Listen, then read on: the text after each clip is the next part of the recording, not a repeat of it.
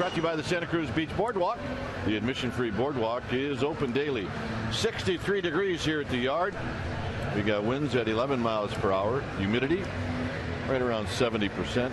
And it is a bit breezy here at the ballpark as we wait for Madison Bumgarner to lead the Giants out of their dugout.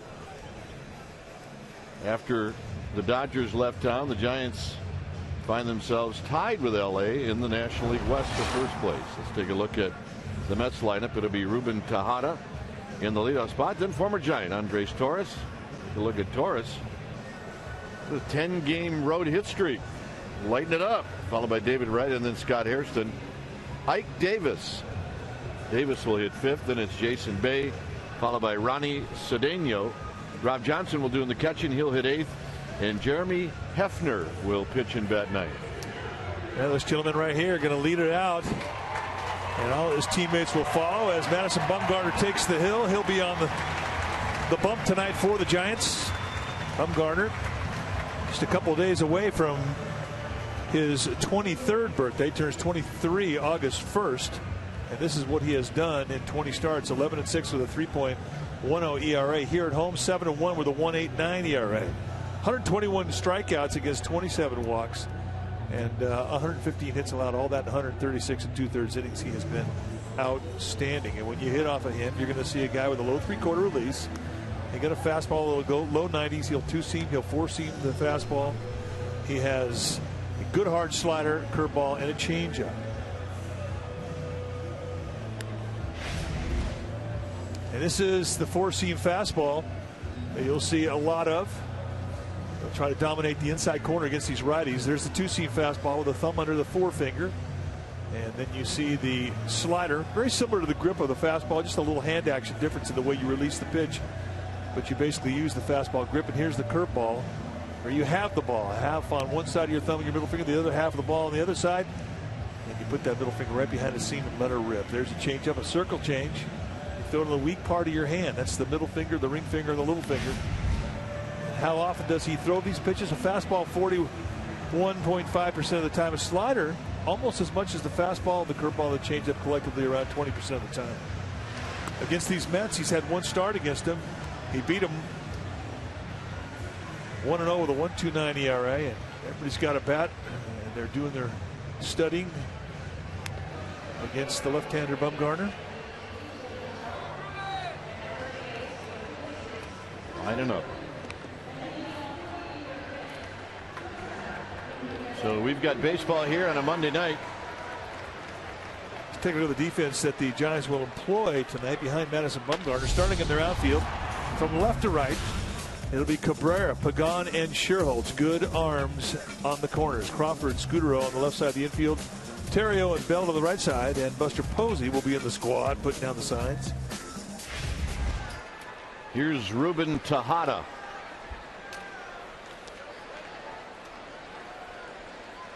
And the first pitch of the ball game is driven out to right field. And Nate Sherholtz at 7:16 is going to make the catch.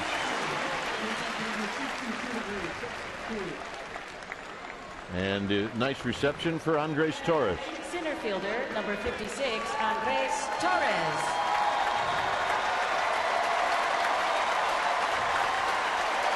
He loves it here.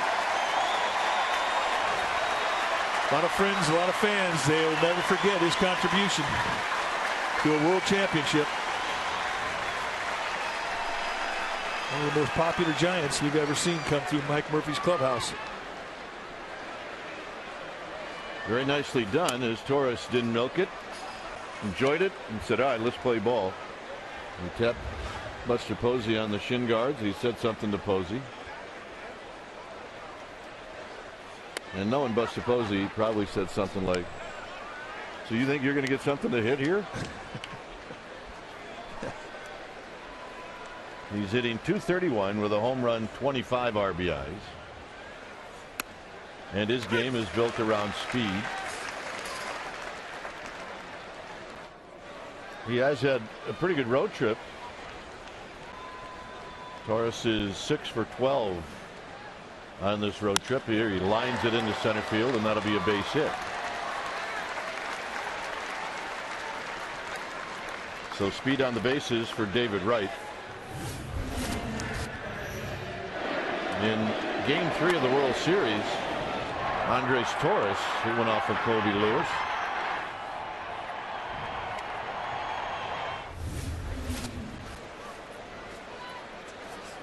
It was the game the Giants lost,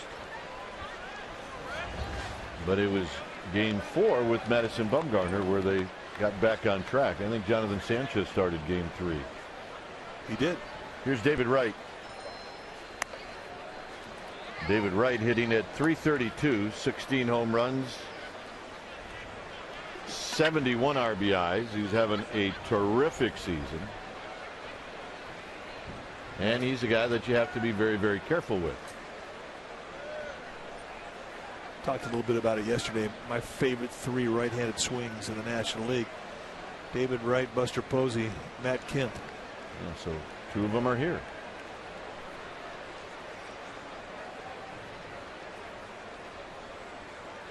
Torres with his lead.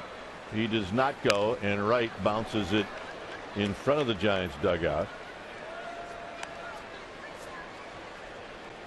See where Wright ranks this season. It's either 3rd, 4th, or 5th.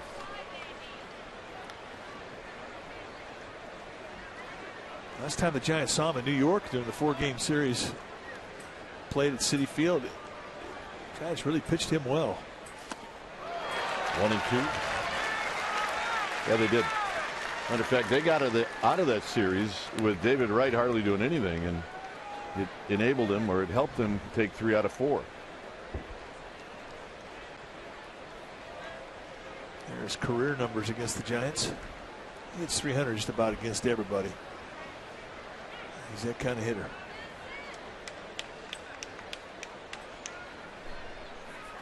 Got him. Posey couldn't find it. Now he does.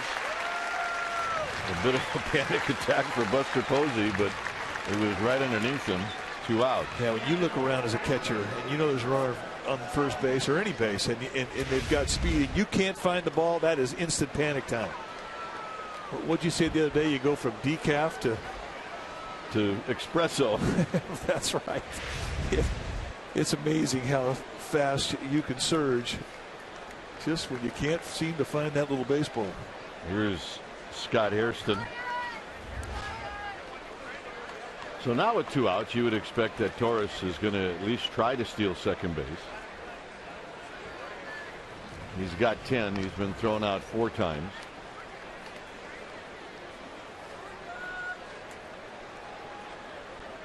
The Mets are just coming back from Arizona, where they played a 4-game series, and they split the 4-game series. Bumgarner again will toss to first.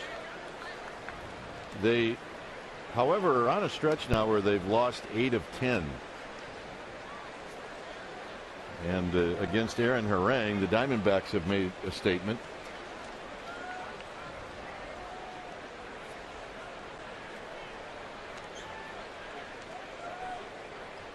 And now the pitch as Torres goes, and it's fouled out of play. Boy, he had a great jump.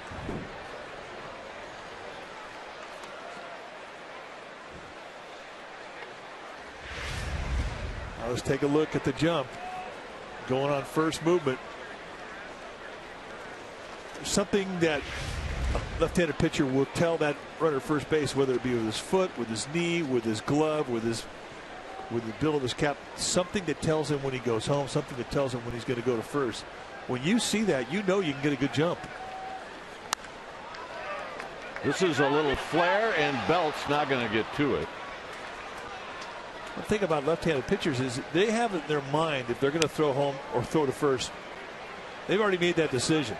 They can't go up thinking they're going to throw home and all of a sudden make a change and throw to first. It doesn't work that way. So from a runner's perspective, they're trying to guess as to when he's going to go home. And the really great base stealers tell you that it's easier to steal off lefties than righties. Because most of the time they know when the guy's going home.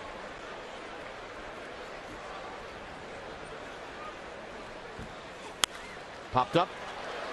Belt drifting over. Belt adjusting. Belt putting it away. Giants are coming up.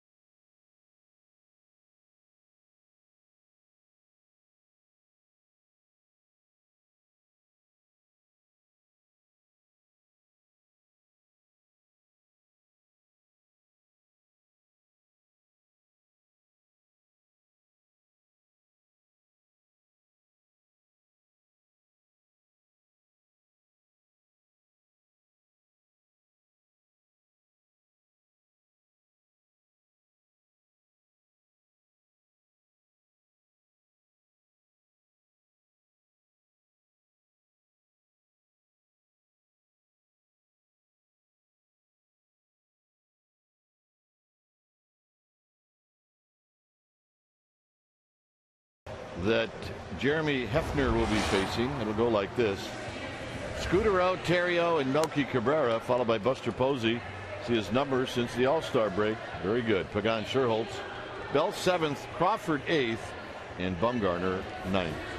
On the hill tonight for the New York Mets will be Jeremy Hefner, the 6'4" and 215-pound right-hander. He's 26 years old, rookie out of Perkins, Oklahoma. This is what he has done in 13 games, 4 as a starter, 1-4 with a 5.0 ERA. He's got 4 pitches. Fastball that goes high 80s, low 90s, slider, curveball, changeup.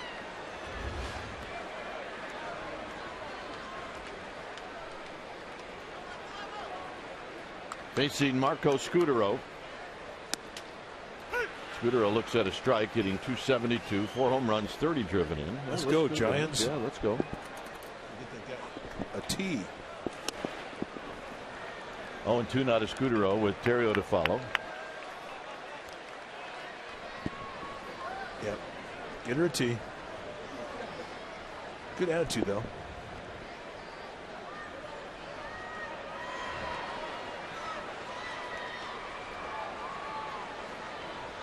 Scudero doing a Robbie Thompson on us. Got something in his eye, under his contact.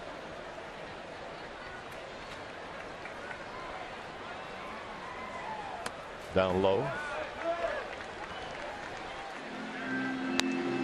Robbie Thompson used to say that Candlestick would cost him about 30 at-bats a year, where he'd get up there and just quit messing with it and hit with one eye.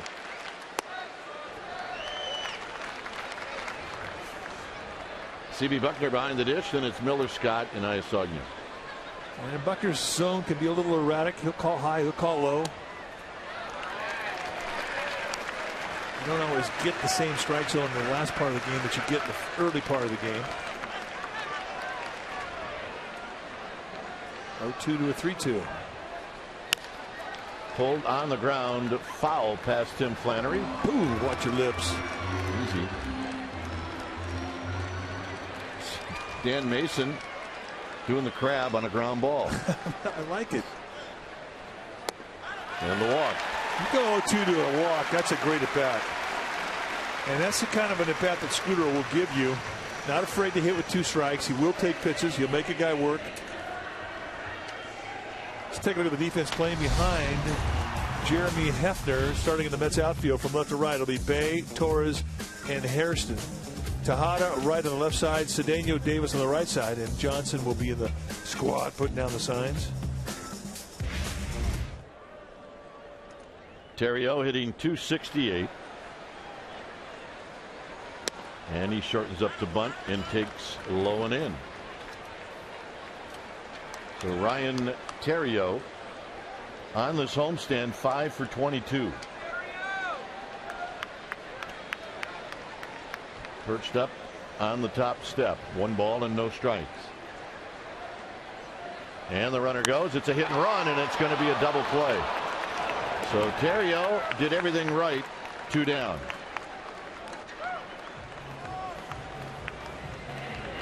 And that'll bring up Melky Cabrera. Wow. That's a rough at bat. You do everything right, and you wind up hitting into a double play. That'll make you throw your bat. So here's the Milkman hitting at 353.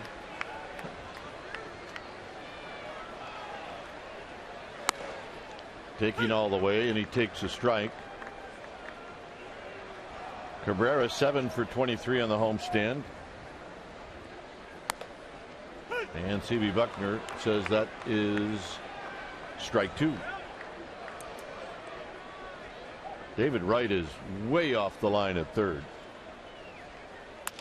And this is bounced to short, where Tejada makes the play, and that'll end the inning. So thanks to the double play, Hefner breezes. Second inning coming up.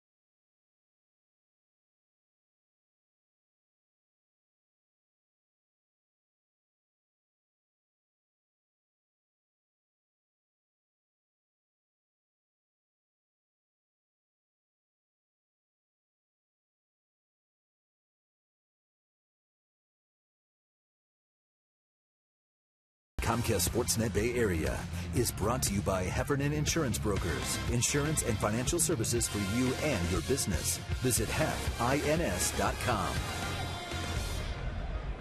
No score as we head to inning number 2, where Ike Davis will bat first.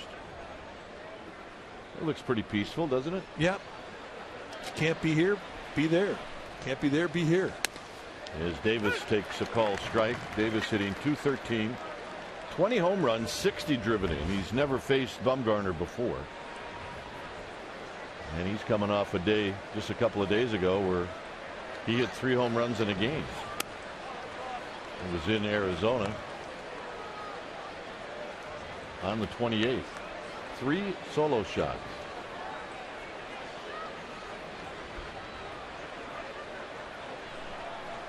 Breaking ball misses. 2 balls and a strike.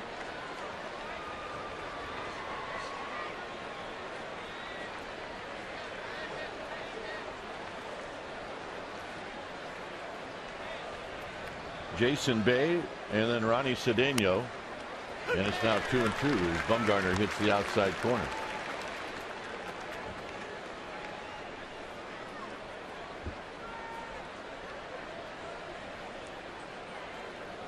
Very, very dangerous hitter.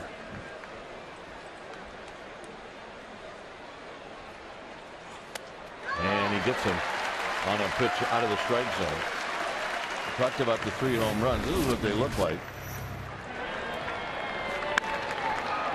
Adam Kennedy gives up 1. I mean, that was down around the knees, and he goes right back to center with it. Goes back, same location.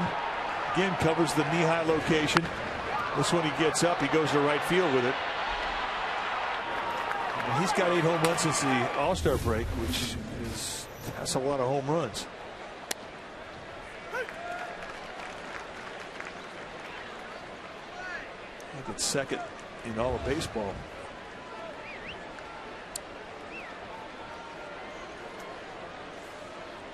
Cedeno on deck with 0-1 to Bay, hitting 159. 5 home runs, 8 RBIs. Jason Bay has missed a lot of time again this year. He's been on the disabled list twice.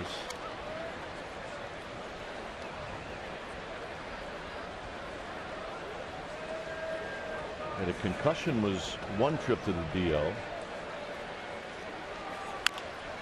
And then a non-displaced fracture of a rib. Ouch. Hit a wall in left field, making a play. Ouch. Just been one hurdle after another in New York. I mean, he's right. I mean, he can lay out some numbers, and he can carry an offense. Just has not been able to get it going because of those injuries. Really have set him back. Got him. They knew it as he started to go before the call was made. Well, Wednesday, August 1st is Jerry Garcia's 70th birthday celebration presented by McAfee. And your special event package will include a ticket to the game against the Mets and a special birthday edition bobblehead of Jerry Garcia. Ticket proceeds will benefit the Rex Foundation. For tickets, call 415-972-2298 or go to sfgiants.com/special events. Here's Cedeno hitting 263. And he lifts this one to our right in the club section. And it's 0-1.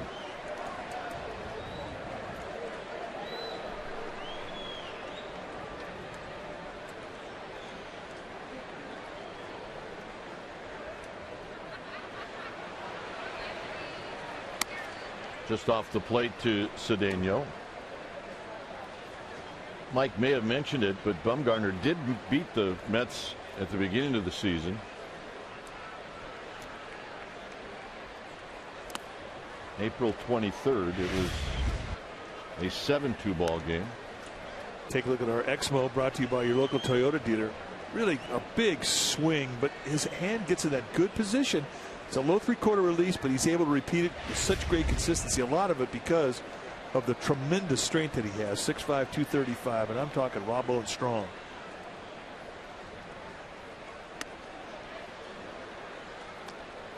At times when he's had problems with his delivery is because he's wrapped a little too much with that shoulder turn.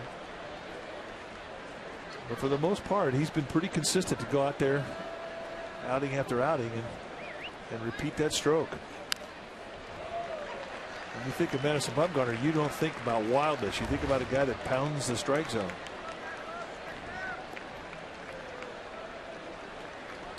Well, he did it on the 3-1 pitch. It's now 3-2.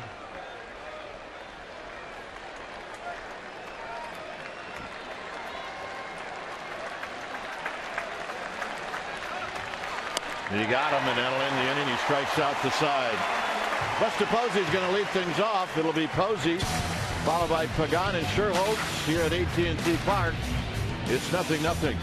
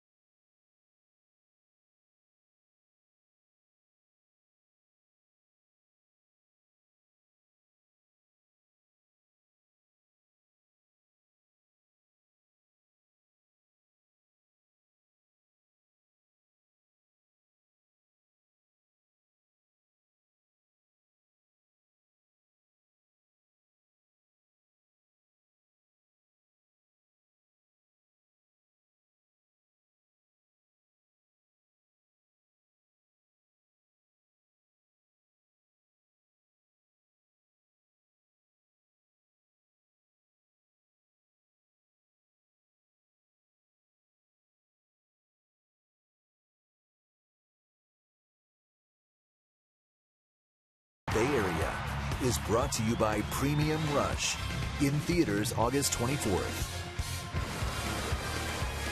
It is a 0-0 ball game as we're getting there. As we head to the bottom of the second. And Buster Posey will lead it off. It's a good name. I like it. This pitch breaking ball for a strike. 14 home runs, 60 RBIs for Buster Posey. Angel Pagan and then Nate Sherholtz.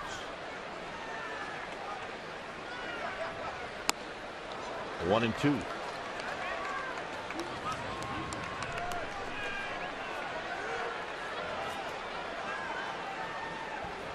Giants are 2-4 on this homestand. Remember, they won the first 2 games on the homestand. 2-2 not a Posey. They last won on Tuesday.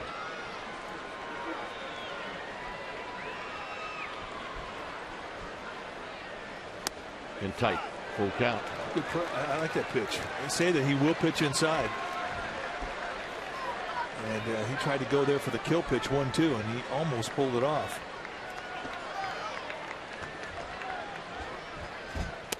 Got him.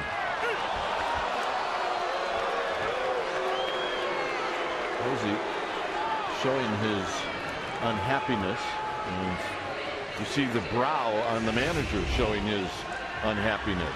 Now it's fastball, and Posey thought it was a little bit low. C.B. Buckner right now is a pretty wide strike zone. So here's Pagan.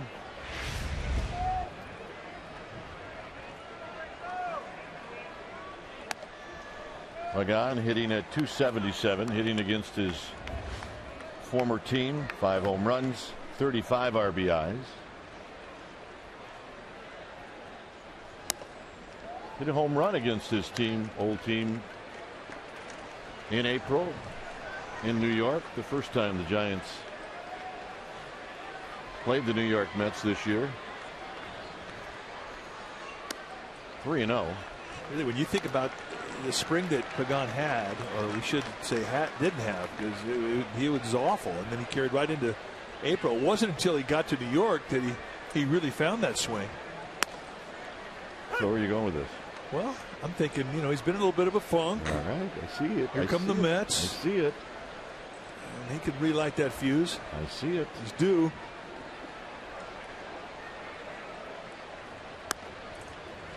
And now it's 3-2.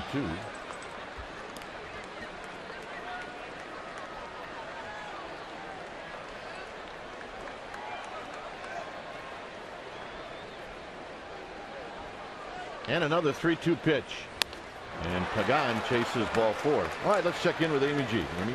All right, Dwayne, as we saw in the first inning, former Giant Andres Torres receiving a warm reception from the fans. And guys, it was the same way when he came out earlier today. Before BP, he saw all of his former teammates. I tried to talk to him at length. It was difficult because he kept stopping and shaking everybody's hands and asking how they were and their family, of course. He was a Willie Mack Award winner while he was here, deservedly so. One of the most genuine ball players I've ever had the opportunity to cover. And gentlemen, congratulations to him and his wife. They have a 2-month-old baby girl. He said he's doing great, and he absolutely loved his time here. And guys, he likes you a lot too. Yeah. Well, he's a good one, that guy. Here's Nate Sherholtz. Nate gets jammed, rolls this one to Cedeno, and for Hefner, he had a good inning. 2 strikeouts and a ground ball.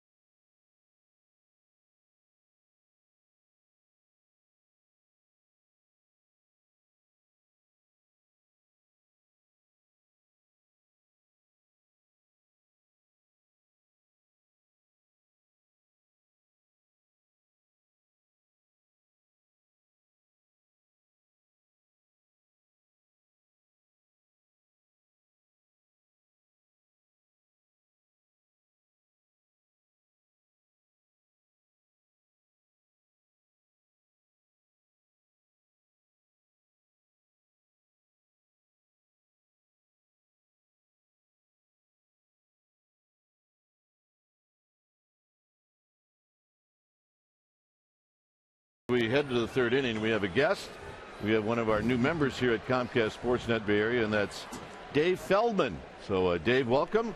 We're glad to have you here in the Bay Area. You spent a lot of time here, so this is not a strange place for you. No, it isn't. It's home. Thanks, Dwayne. It's great to be, Mike. Thanks. It's great to be here. Thanks for inviting me in. I grew up in Palo Alto, and I don't want to date you guys, but grew up watching you guys, so it's so I'm glad. You just did. Thanks. I knew you'd love that. We're old. We know it.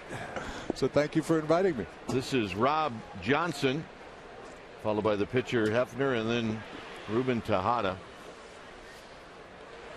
So your responsibilities will be anchor Sportsnet Central, and you'll move around, do some different things. Yeah, and do 49ers post-game show, and a magazine show with the 49ers, and hopefully do some stuff with the Warriors as well.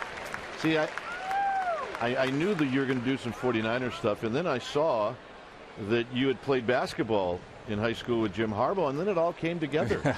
Yeah. So you get to be the guy to ask him the real smart questions. Or the tough questions. But he'll treat me like he'll treat anyone else, which is, if you saw the other day when they were asking him about A.J. Jenkins, he didn't like those questions too much.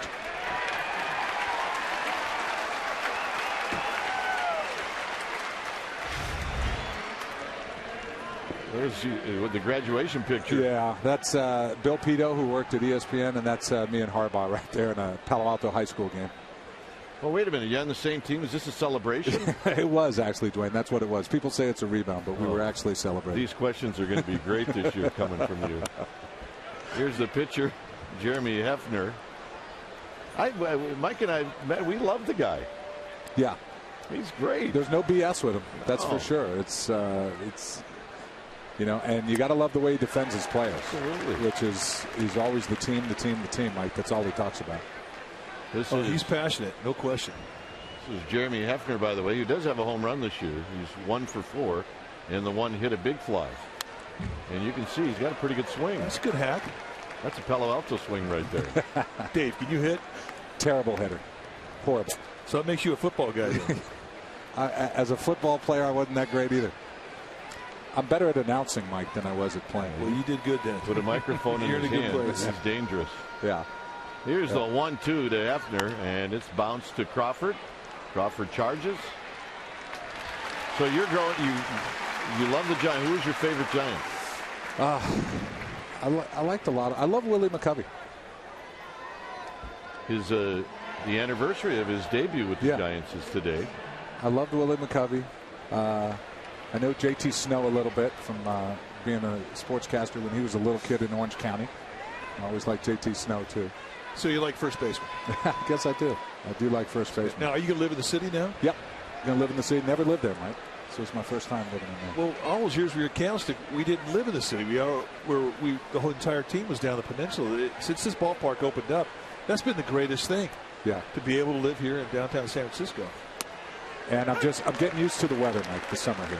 You know, but although we've had a lot of nice weather. Yeah, well, it's spectacular. Well, believe me, we appreciate this when we come back from Washington where it's over 100, Pittsburgh where it's over 100. You get off the plane here and you want to hug the ground. Right.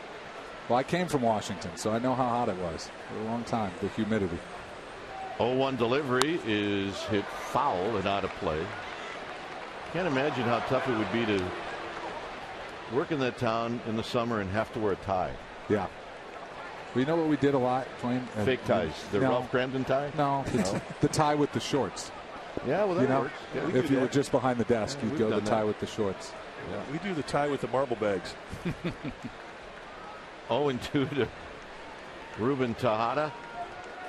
And that just misses 1-2. Also, every shirt has to be a dry fit shirt because you're going to sweat through it rather quickly. We witnessed that the last time we were in Washington, D.C.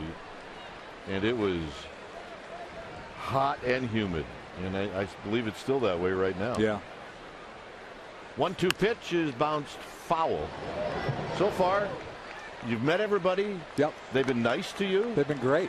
All right. Anybody you don't like? Maybe like Scott Reese or one of those guys? Yeah. Scott is the biggest pain. No.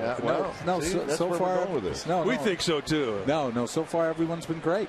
Everyone has been very nice. Bip Roberts has been great too. Everyone's been great. Yeah. Yep. Yeah, I didn't know Bip was so strong. He's kind of built very strong. I was a little frightened. Problem with Bip is he is strong, but he walks around a lot with his shirt off. And, you know, that's just, it's really not that good of a look, to be honest with you. Well, he does steroids. Glad I'm part of this controversy. So now what do you say? Just kidding. Just kidding. Here's the 2-2 offering to Ruben Tejada. And that's high, 3-2. Well, exciting things are happening over at Comcast, and we're glad you're here. Well, thank you. It's my first time, Mike, in this park, and it's beautiful. I've never been here. You're kidding. Nope. So the first time in, I get to sit in with, you know, who can kite. Yeah. That's pretty good. Couple of old guys. 3-2 pitch. He fouls it back. Well, there's a couple of things you have to do then if this is your first time. All right, go ahead. Tell me. You got to take a lap. Okay. You got to walk all the way around the ballpark, and All you right. got to see every view, and it's there's no such thing as a bad view here. Yeah. And you can do it without missing a pitch as long as you walk fast behind the scoreboard. Okay. Because it just goes right in one nice little lap. And the payoff again is looped into right field, and it'll be a base hit for Tejada. So a nice at bat in the second hit for the Mets. I think, Mike, with a guy like Bumgarner is how he just pounds the strike zone. I mean, on a 3-2 pitch, you can almost figure you're going to swing. There's the rest of the lap that we're talking about. And the only time you got to hustle is when you get behind. Yeah, that's the one. Scoreboard. The green wall, yeah. You got to go there. Is it green? It looks green. I can't even tell from here. Yeah. Start jogging when you get over there. Torres takes a strike. He singled in the first inning. David Wright to follow. We're in the third inning. 0-0. We're with the newest member of the Comcast crew, Dave Feldman, who you'll see a lot. On the ground towards Scudero. Side retired. Dave, thank you. Good luck. Have fun. Thank you, Dwayne. Thanks for having me in. You Mike, bet. nice to meet you. Thank Best you of very luck, much. my friend. Welcome back home. Giants are coming up, and it'll be Belt to lead things off.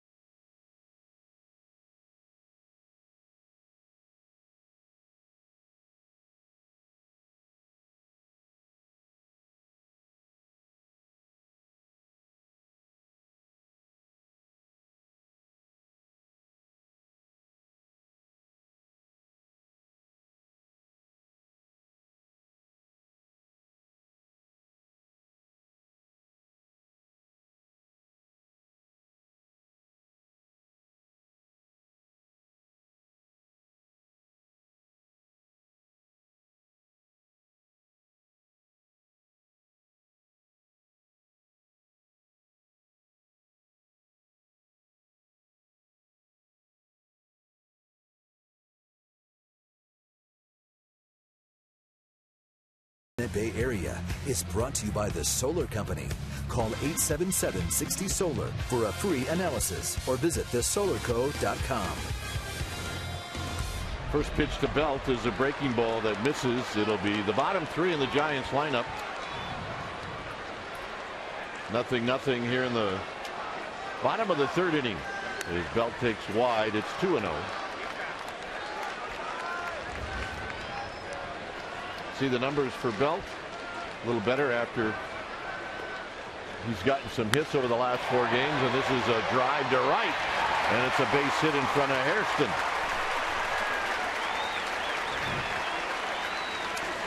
Well, the Giants have added a special night to honor Matt Cain. That would be Friday, August 10th. It's going to be Perfect Cain Night, a tribute to Matt Cain's perfect game. The first 40,000 fans receive commemorative pin presented by PlayStation. Be at the ballpark early for a special Perfect Game pregame ceremony to honor Matt Cain. Go to sfgiants.com, get those tickets, and get on out here. We're having fun.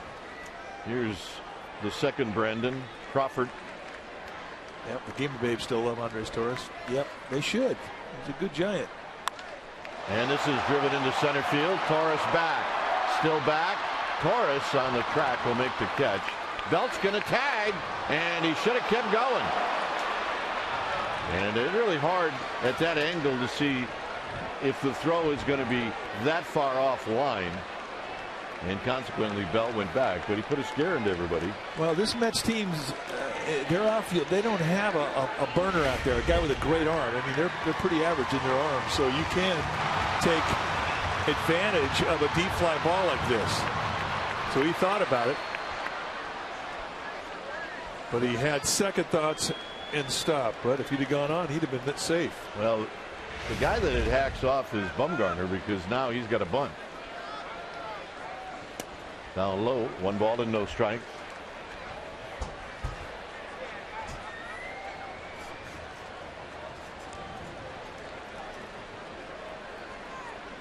Bumgarner looking down at Tim Flannery.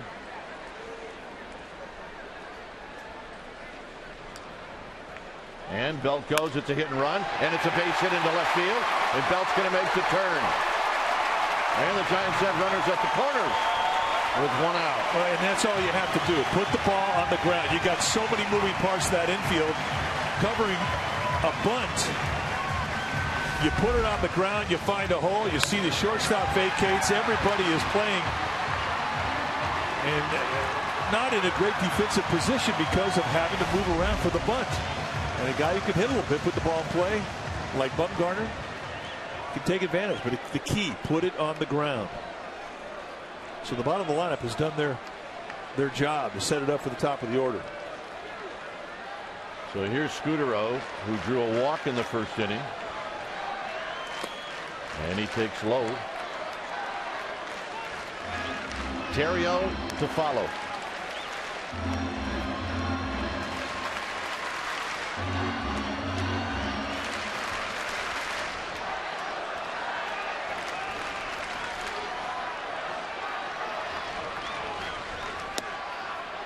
And that pitch is at the knees to even the count.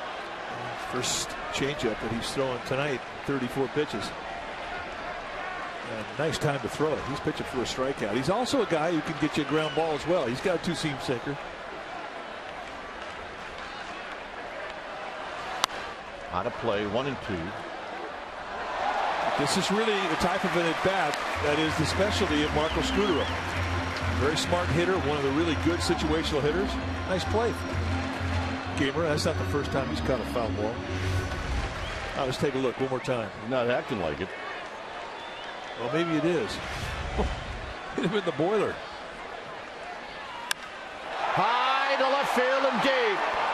Bay at the wall, and he makes the catch. Tagging his Belt, and it's 1-0 Giants. Great at bat. It's exactly what the situation called for, a fly ball. I mean, for a second, we all thought it was out of here. Talk about having that reputation to be a good situational hitter, and he proves it here. Well, you know what he's thinking. He got AT&T'd. He's in Colorado.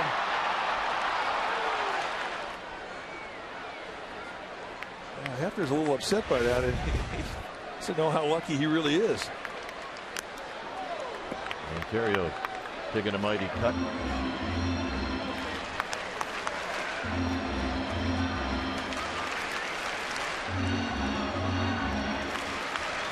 22 innings without scoring a run, and Scudero with a sacrifice fly.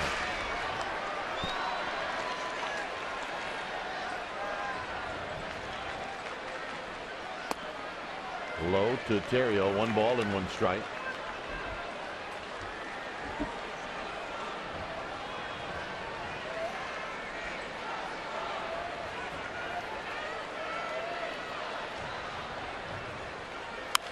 On the ground towards the hole. It'll be a base hit as Bumgarner gets into second. Well, Tejada could not get the glove out of him. He knew he didn't have great speed at first base with Bumgarner. If he could have got a handle, he might have had to play at second base. He went into his glove and he started the hop. I'm not sure if he was thinking second base. But on the exchange, he couldn't get a grip. Yeah, he's thinking first.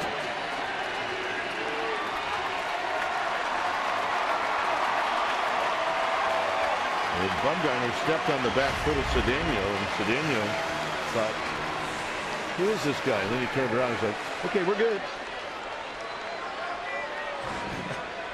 He can hurt you a little bit with those feet. Here's the milkman. He bounced out in the first inning.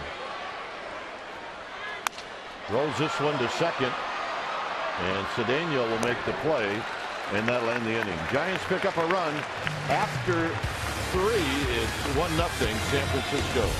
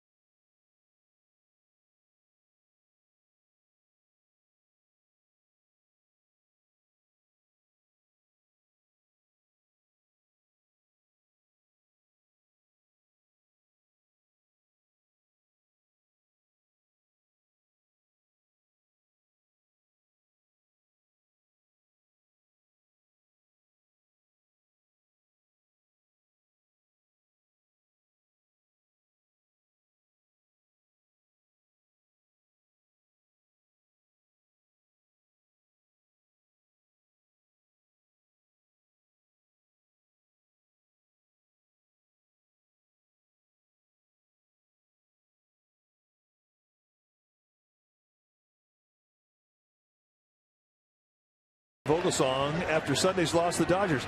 That's what happens when you face one of the best pitchers in the game right now. If anything, this will make us a little mad, and we can take it out of the Mets the next time in. Well, so far so good. They're up 1-0 as we head to the top of the 4th inning, and that was our Geico quote of the game.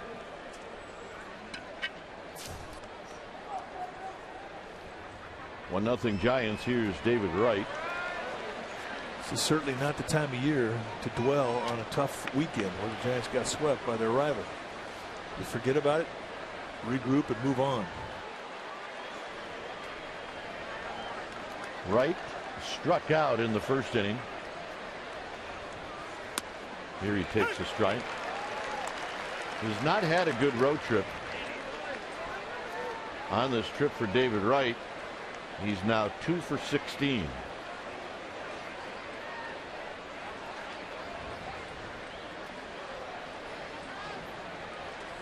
Giants defense pretty much straight away.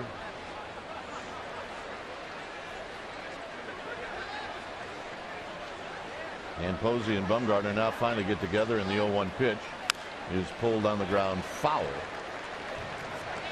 Well, Wright struck out his first at bat today against Bumgarner. The last 2 pitches were both curveballs, and that last pitch was a curveball. And he is not picking it up. It's rare that this guy gets off his back leg. Really one of the good balance swings in this game. He is not seeing Bumgarner right now.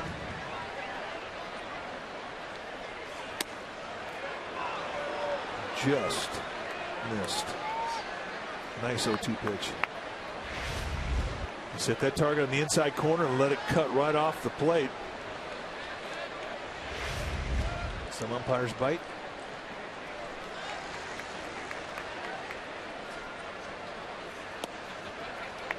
Low and in, 2-2. And right now, this ballpark's playing a little small. Attitude, sibling rivalry. A Mets fan and a Giants fan. Problem.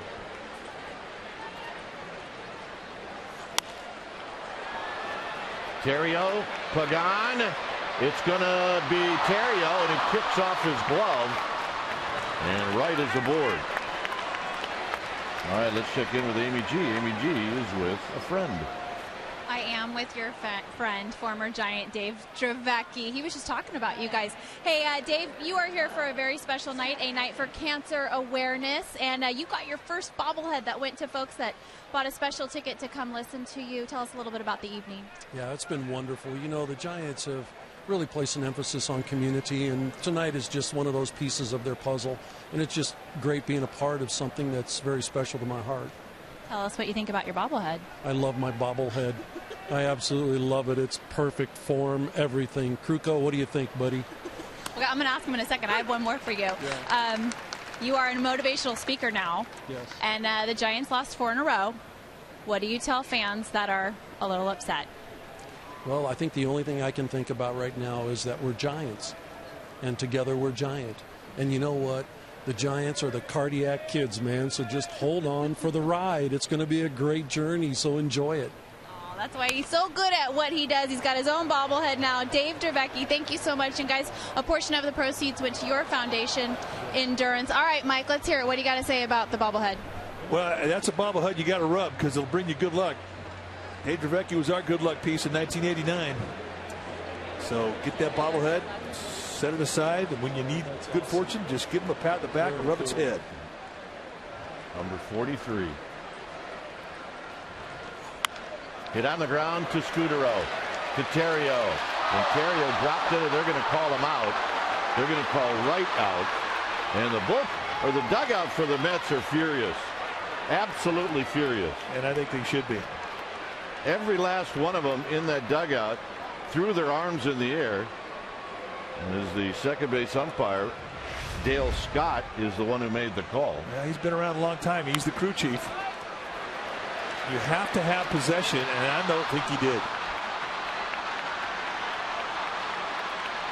It was right into the glove. He's trying to be quick. He knew he had right breathing down his neck. And I don't think he ever had it.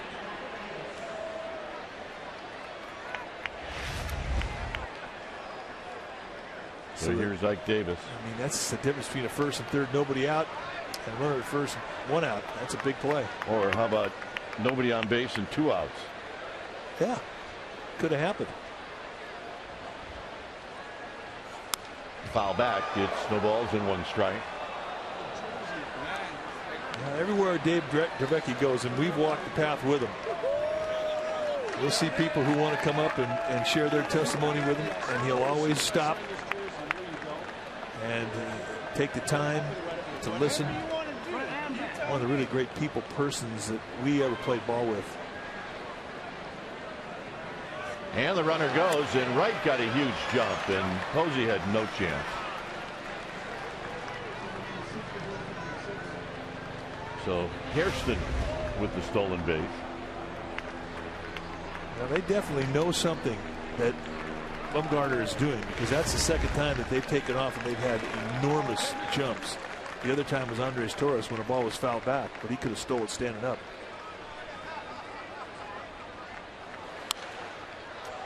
One and two now to Davis. You see Davis, who is extremely strong. I mean, he showed a couple of home runs he hit in the series against Arizona that were out over the plate away and knee high. He's a good low ball hitter, but he has a lot of moving parts. And when you see a guy who's got a great big hitch like he has, more often than not, they are low ball hitters. A lot of hand movement. It's a lot of times he gets out on his front foot. Through all that, he can still hit the ball out.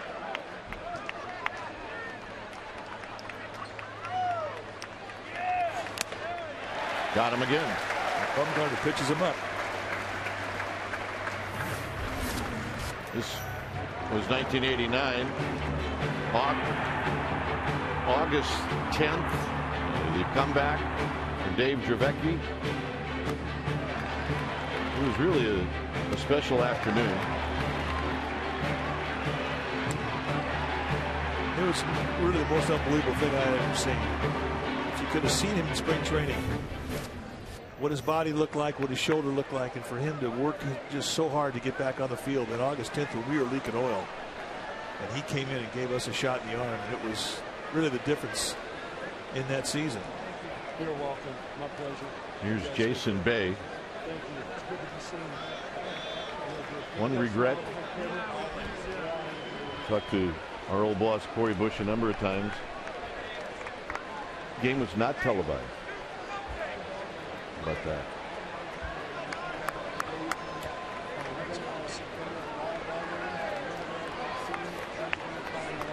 Yep. Everywhere he goes. See, he's got a ticket stub from August 10th, 1989. Mr. Vecchi, I was there. Could you please sign the ticket? Bay takes low. Bay struck out in the second inning.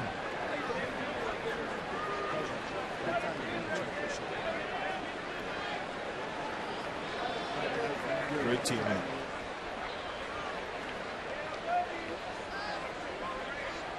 Hairston at second. 2-0.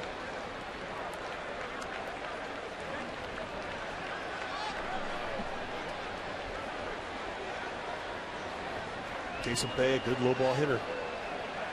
Always been one of his strengths, the hitter, former National League Rookie of the Year. Originally came up with San Diego.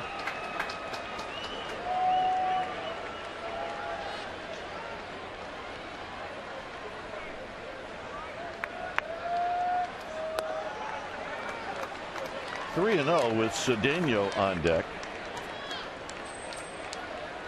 Normally 3-0, it's a no-brainer. Jason Bay would pull the trigger, but he's been struggling of late. He might take a pitch.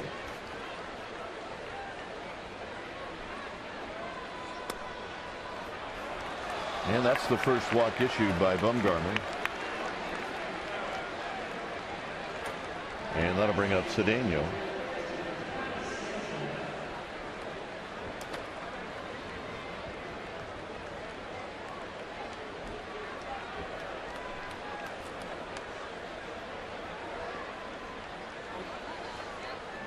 Cedeno struck out to end the second inning.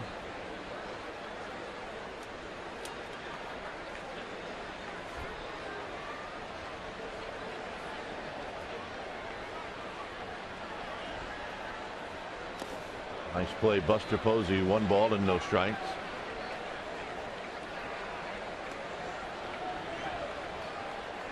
.62 pitches for Bumgarner. Kind of jamming Cedeno a little bit in the outfield. They're playing a shallow set in center and in right. There's shallow side there. Normal depth in left field.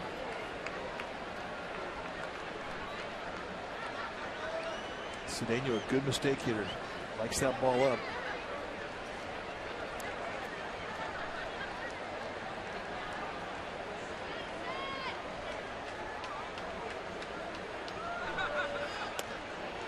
And another pitch out of the strike zone. It's 2-0, and Bumgarner wants to talk to his buddy Buster Posey as Dave Righetti comes out.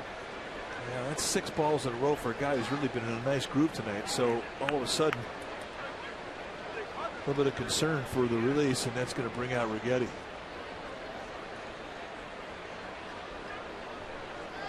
One thing about a pitching coach, I mean, you have to be able to be open and you have to be truthful when you're talking to a pitching coach or a manager out there.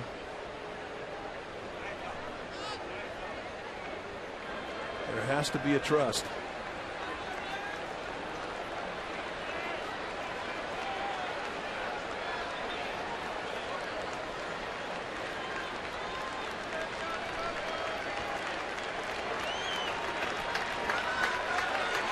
Two 2-0 to Ronnie Cedeno.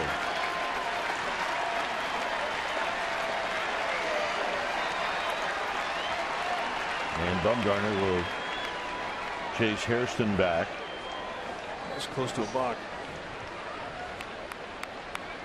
Not take a very exaggerated step towards second. You really should do it.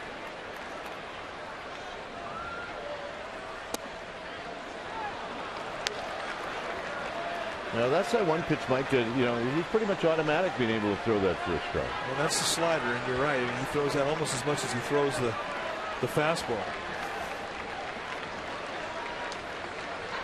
It's number 20 coming up here.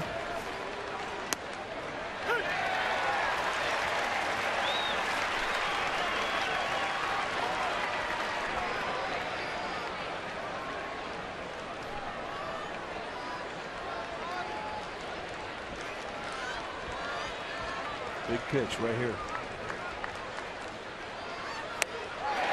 Swing and a miss, 3-2. Slider and a 3-1. Put that ball down around the knees, which is where you have to keep it for Cedeno.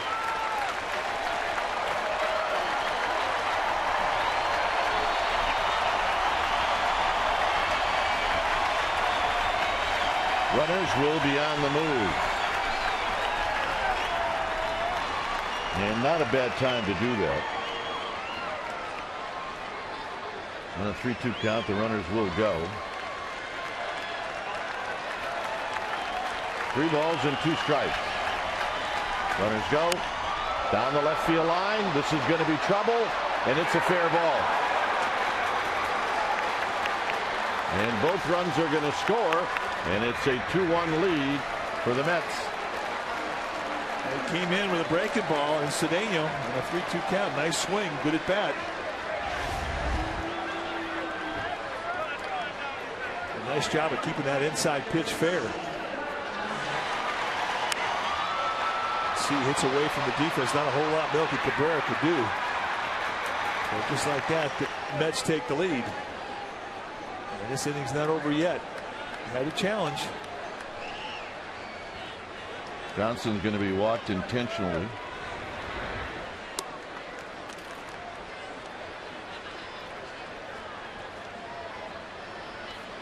How fair was it? 10 feet.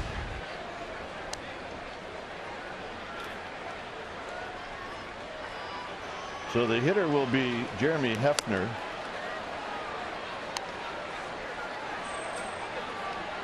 Once he intentionally walks Johnson, I mean, he has a decision as to whether or not he wants to throw out the windup or the stretch here.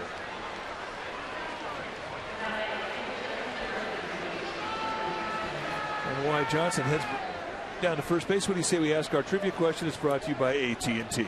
The question tonight: name the 2 former Giants that won Olympic gold at the 2000 games in Sydney.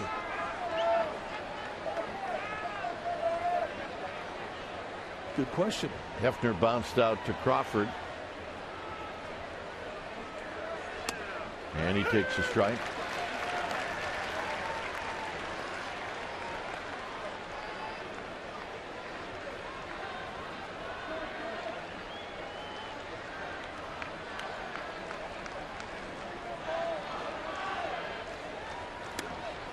Oh, 2.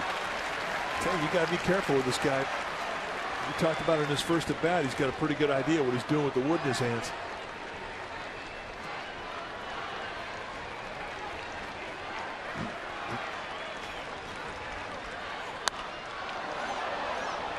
And that's driven foul down the right field line.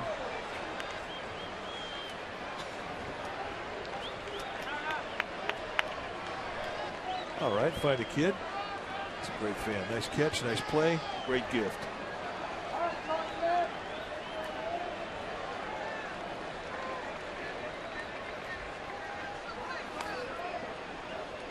One and 2. So a lot of pitches for Bumgarner here in the 4th inning.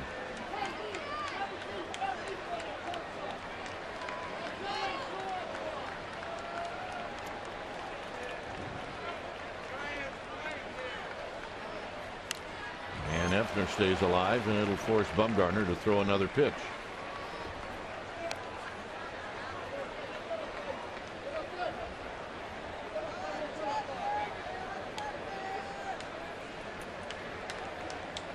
Cedeno at second, Johnson at first. 1-2 count here. You don't have to throw him a strike.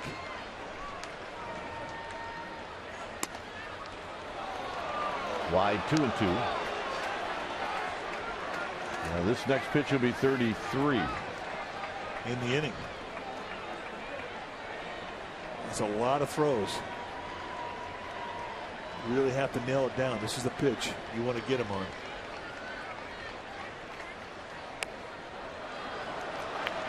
Tell you what, Hefner has laid off 2 pretty close pitches. The 1-2 fastball away here, the back foot slider.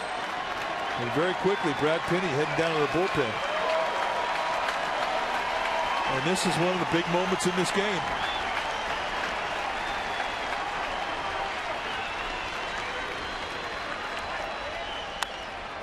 Hit on the ground to Terrio, and this will end the inning. Buster Posey will lead things off. We'll head to the home half of the 4th. Mets now lead 2-1.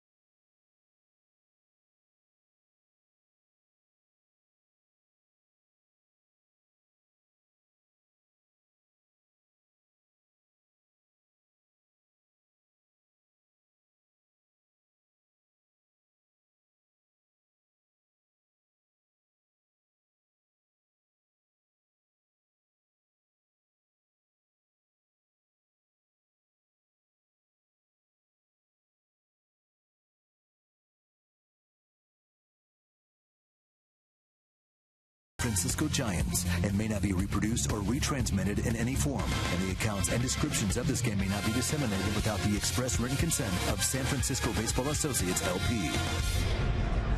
All right, we're going to ask and answer our trivia question. It's brought to you by AT&T. The question tonight: name the 2 former Giants that won Olympic gold at the 2000 games in Sydney. Our first survey said, well, Kurt Ainsworth and Marcus Jensen. How about that? Did not have that on the tip of my tongue. That's a good question. If you got that, you're good.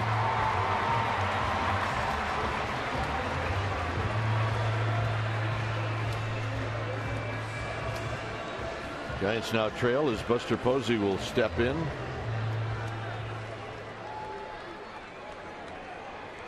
That man right there, Ronnie Cedeno, the difference in this game so far. He gave the Mets the lead. So the Giants have some work to do, partner. Posey struck out looking in the 2nd inning.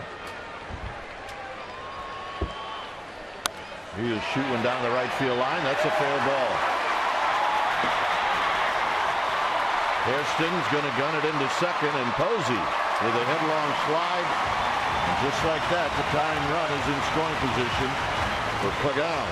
It is so hard to pitch to a swing that lets the ball get in so deep. Look at our forward right choice. They set the target away. It goes inside. And there you see the knob come through and the barrel head drag. It drags, but I mean, that's lightning quick through the hitting zone. It's what you want. I mean, he just strokes this thing the other way, fair by about a yard. On a leadoff double. And just like that, the Giants are making some noise. That's our forward right choice. Man, I love this one.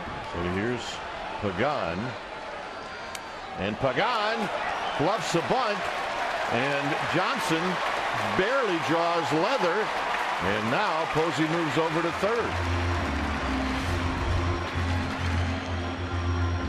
Shows bunt. I mean, that's got to be a pass ball. It almost hits him right in the mask. I think it did. And they easily to think that he got crossed up. The runner at second may have been expecting something other than what he got. But it has been ruled a pass ball.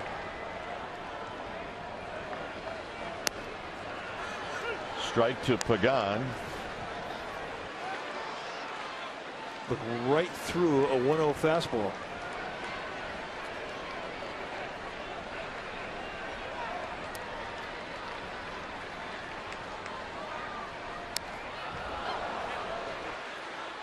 And when you're in a funk, I mean, that's what happens. You take the 1-0 fastball right down the throat, and you swing at the 1-1 pitch that's out of the strike zone, below the knees, away. I mean, it's kind of how it goes.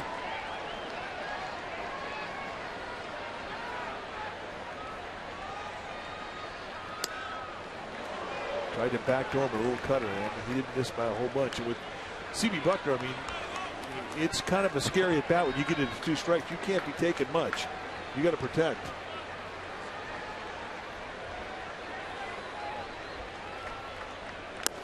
And Pagan out swinging, and that'll leave it up to Sherholtz.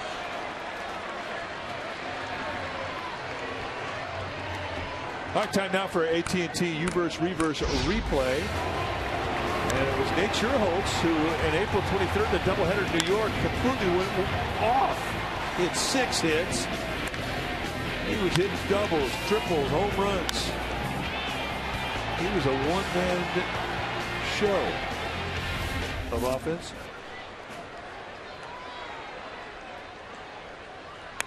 First pitch is high.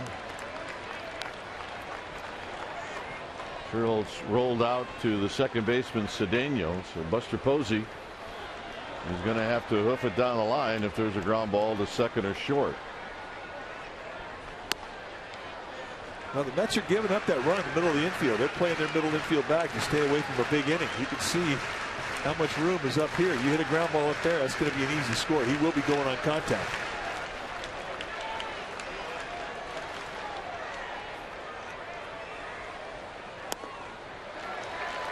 Kepler pitching for the strikeout.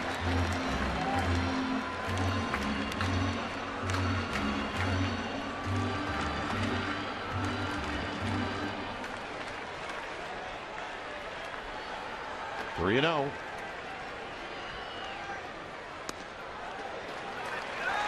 right, let's check in with Amy G. All right, Dwayne and Mike, I have something very, very special in my hands. This is Nate Sherholtz's bronze medal from the 2008 Olympics. They won bronze with the USA baseball team, and this wasn't easy to get here. And thank you so much to Nate and his family. He keeps it in a savings deposit box at the bank, and his mom Karen and Kate went today to get it for me so I could show the fans what this beauty looks like, and it is worth its weight in bronze, let's say. It's pretty special, guys. And on the back it does say baseball Beijing 2008 with the beautiful Olympic rings, and this is special stuff, guys. And the bouncing ball to Davis, and Posey still has to stay at third. So the Giants just doing a horrible job of getting that runner in from third with less than 2 outs.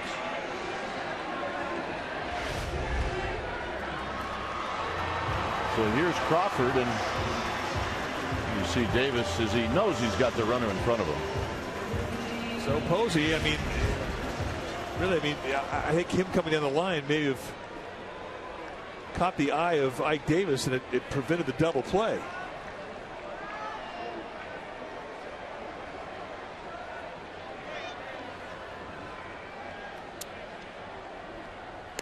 So Crawford takes low and away. Be surprised at all if Crawford got anything to hit. Well, I am surprised with Madison Bumgarner on deck. I know he can hit a little bit, but still, I'm surprised they're pitching to Crawford here with an open first base.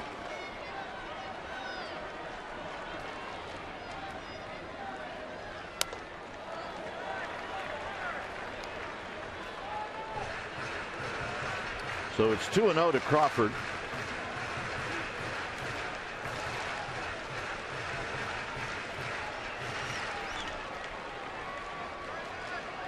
And now they are going to walk Crawford intentionally.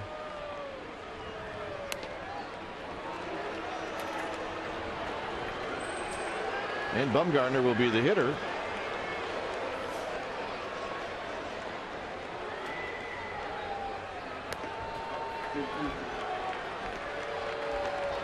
So here comes Madison Bumgarner, who does have a hit in this game.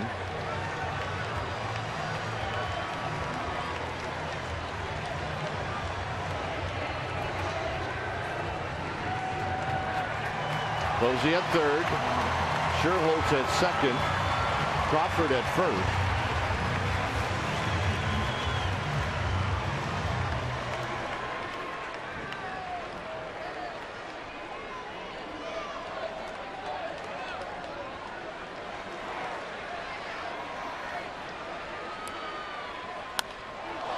And a very high pop-up, and it's going to sail back.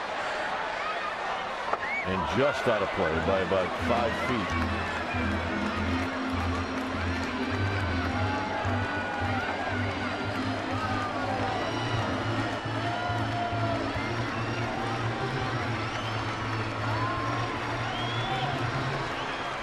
No balls and 1 strike.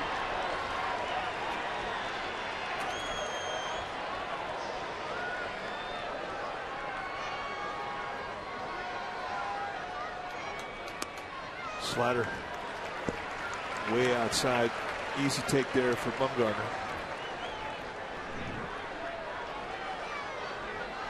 Garner's going to give you an at bat. I mean, he's going to take some swings here.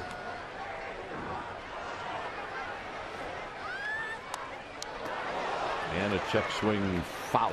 1-2.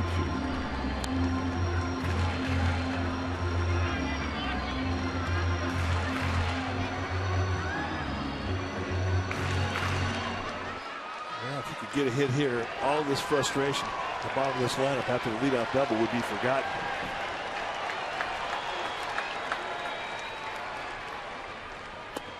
Two and two. Good take. Indeed it was. I mean, he wasn't taking that early in the year. He was hacking and missing by 2 feet. But his ability to hit the breaking ball has definitely improved the second half of the season. Michael Scudero would love to hit this inning.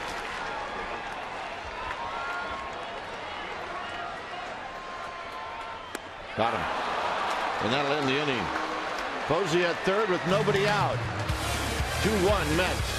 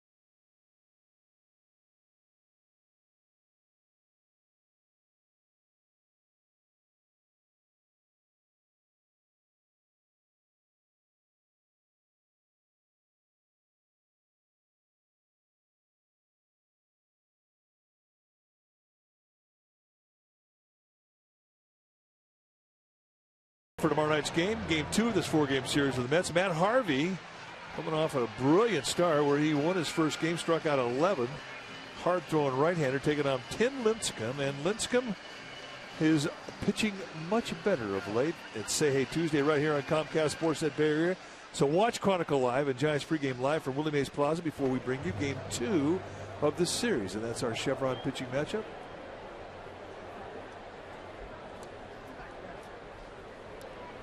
It's a 2-1 ball game.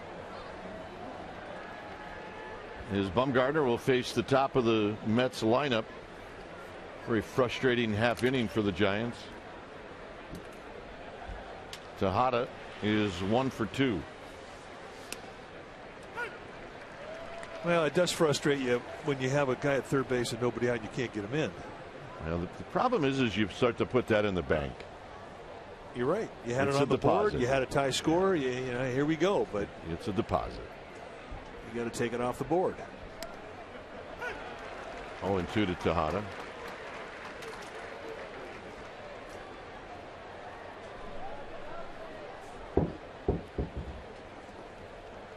Bumgarner needs a nice quick inning here. Pitch count is starting to work against him. 81 throws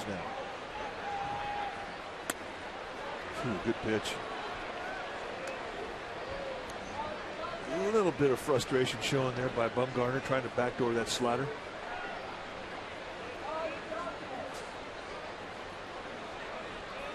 See the difference between the lineups the first time through, the second time through. Flare out to right.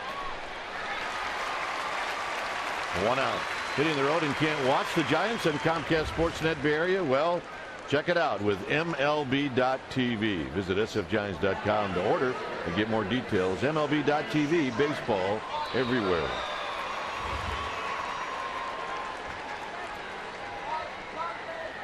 Well, the Diamondbacks picked up Chris Johnson from the Astros in a trade yesterday, and tonight in LA he's just hit a grand slam.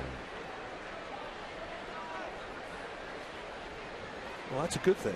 Here's Torres, who takes a breaking ball for a strike. Arizona leads in that game against the Dodgers 7-0. That's another good thing.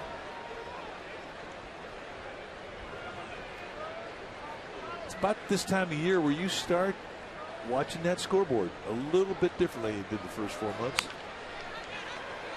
Well, we watched the scoreboard on April 3rd with the Dodgers. Well, that's true.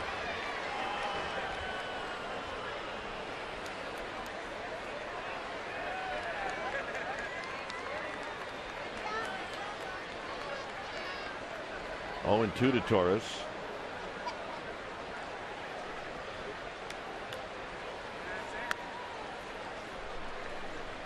There's the grand slam I was talking about.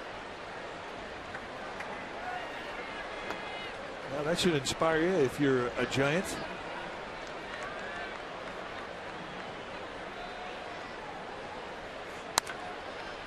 Foul. Andres Torres with a career year. When the Giants won the World Series, remember he won the Willie Mack. Hit a home run in the World Series.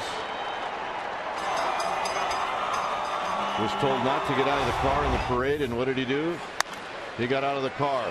Belt is going to have to throw to Bumgarner, and Torres is going to beat it out. Belt went too far and leaving his position, and Bumgarner really forced to have to get to first. And Torres may have hurt himself. And that really is a mental mistake from Brandon Belt.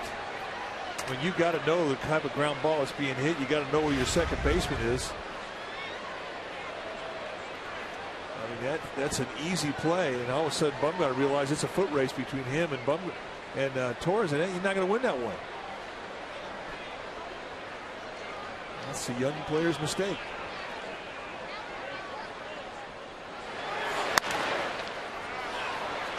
And there you see the foot race of Bumgarner and Torres.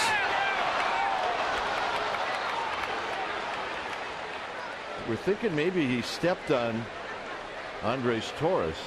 Not there.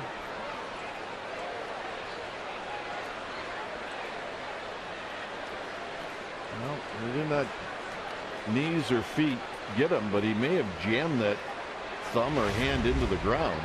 Or into the bag.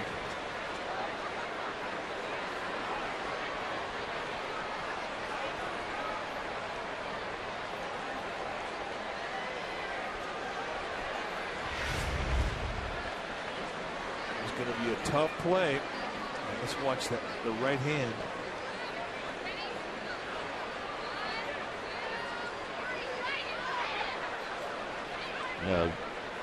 Bumgarner's saying, well, I tagged him. He got him right there. Yep. Well, first base umpire Bill Miller was not looking there. He was looking at the bag, which is what umpires are taught to do. He did. He got him. Yep.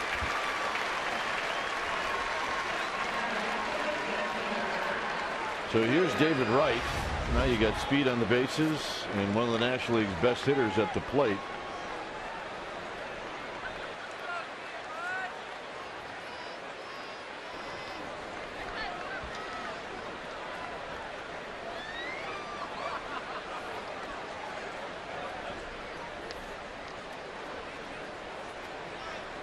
Ten steals for Andres Torres. See another sellout crowd tonight.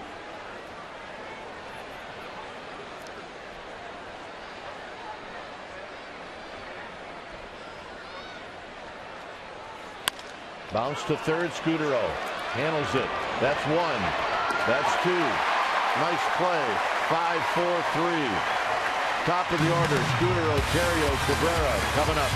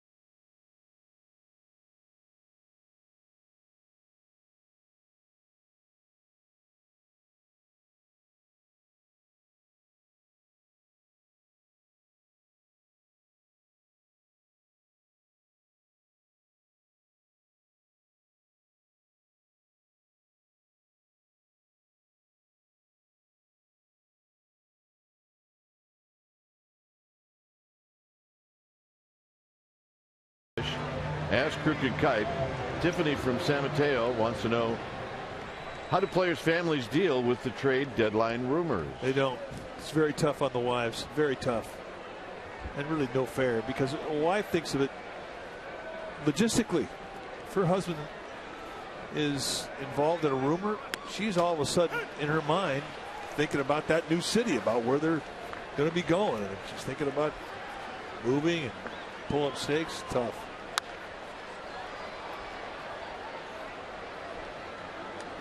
Players, I mean, you do get used to it if you've been around this game long enough. It's part of it, but wives never get used to it.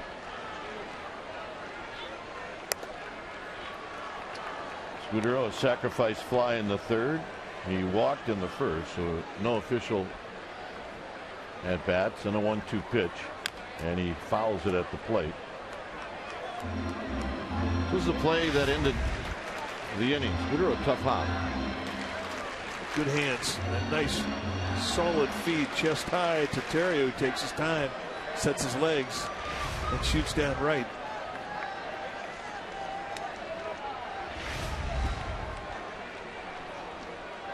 And like you always told me, Kite, as a former second baseman, just get it to you quick. Yeah. I'll do the rest if you get it to me quick.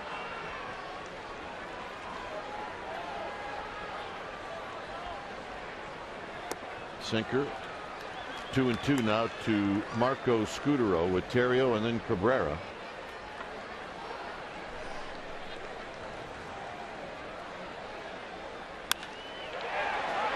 Shallow left field and a base hit as Bay dives and it kicks away from Jason Bay, and Scutero's got a double. Giants fans are going to love this guy.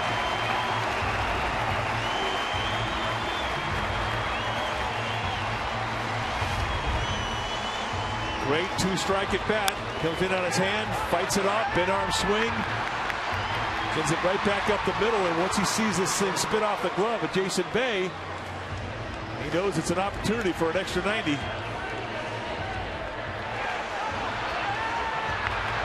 Position, go. And an easy take. So a bit of a gamble there by Bay, and it pays off for the Giants.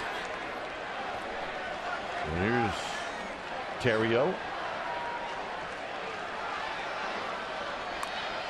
And Terrio bunts it foul.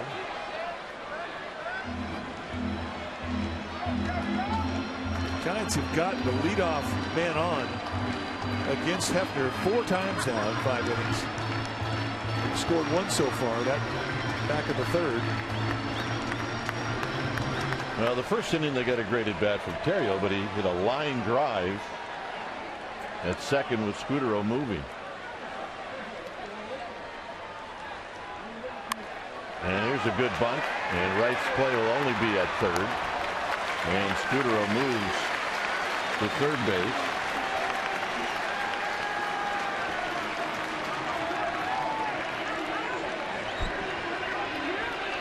Well, a reminder to check out the 2012 Olympic Games from a Bay Area perspective. Raj Mathai is in London, and he's there to bring you stories you won't see anywhere else, right here on NBC Bay Area. You know where Raj is right now? Where? He's at a sports bar in London, a Giant sports bar, watching this game. Yeah, he probably is. Go Giants. Amen to that. Infield is in for Melky Cabrera, who's bounced out twice. Bounces this one up the middle, and a base hit. And this game is tied here in the 5th inning.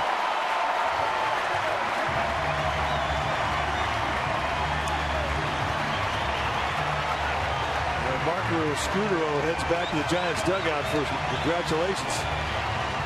And that RBI had got this crowd going.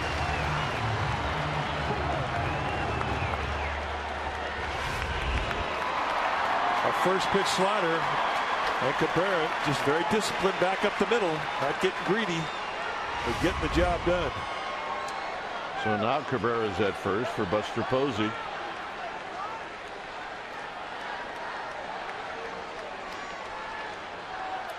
Buster Posey doubled down the right field line in the 4th inning.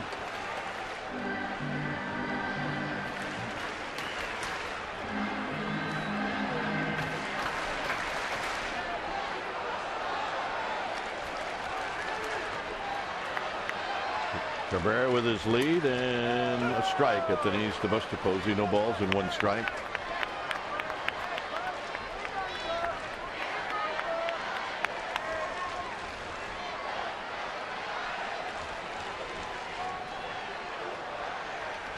Melky Cabrera has not run a lot lately. He does have 11 steals. Most of those steals came early.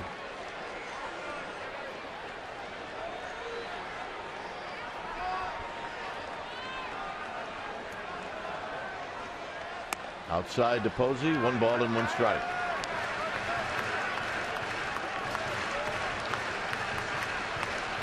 Downtown in the background. Weather's just been incredible in the Bay Area.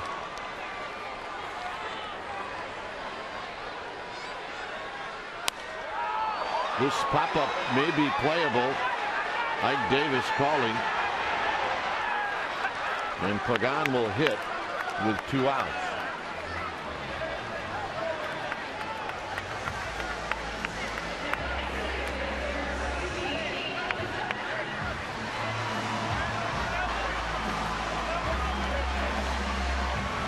So here's Pagan. Pagan has not had a good night. He struck out twice.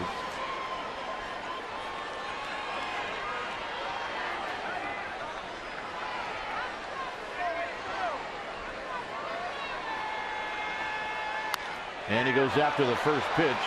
And this is out into Triples Alley where Hairston will put it away. Giants tied up. 6th inning coming up. It's 2-2.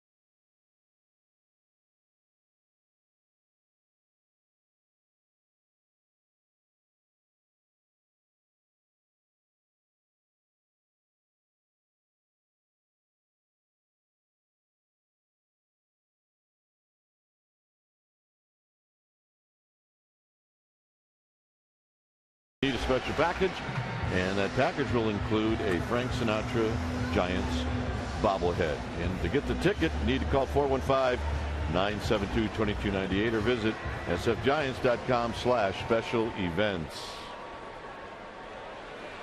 A 2-2 ball game here in the 6th inning. Hairston, Davis, Bay facing Madison Bumgarner, who's about to throw pitch number 90 on the night. It was a long 4th inning for Bumgarner, and that's where his pitch total got jacked up. It's 0-1 now to Hairston. Hairston reached on a fielder's choice.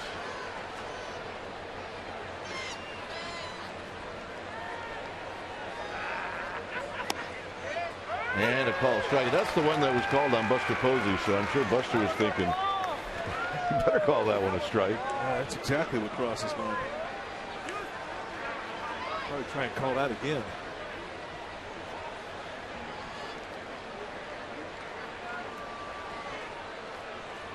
Got him for strikeout number 7. Big curveball. Well, it is the Coors Light 6th inning.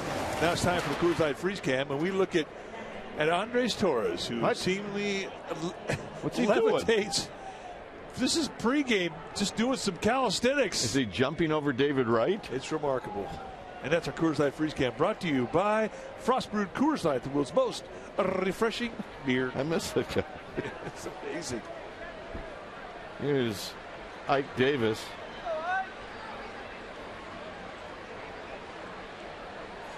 Davis wraps one foul. You get an idea about Ike Davis. He's going to swing. Meanwhile, and how that was, I mean, that may have been fair. That may have been just hooking over that front end of the bag. Well, Tom Goodwin thought it was fair. Bill Miller, first baseman, or first base umpire, the only guy that matters. He said it was not. Well, Davis is going to hook. And it's 0-2, and he's not going to change his swing. He's just going to go for it. Well, he has struck out 96 times this year in 335 at bats. Up high. But he's got 20 home runs and 60 RBIs. I mean, he's dangerous. As I mentioned, he has hit 8 home runs since the All-Star break. So He's got a feel for the long ball right now.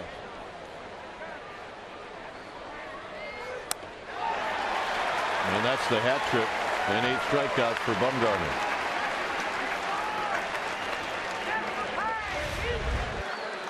You cannot pitch him low. You got to go above the belt and hope he follows. And 3 times he's been struck out by the same pitch. A letter high fastball. Grab some pine wheat. Here's Jason Bay. They struck out in the 2nd. He walked in the 4th.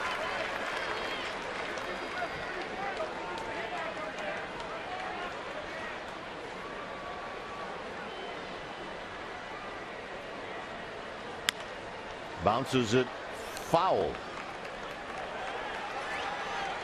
Scudero will give it back to Bumgarner. They'll keep the ball in play. You don't see that very often. You don't. Anymore. Check that ball, and if there's a scuff on it, that is a gift.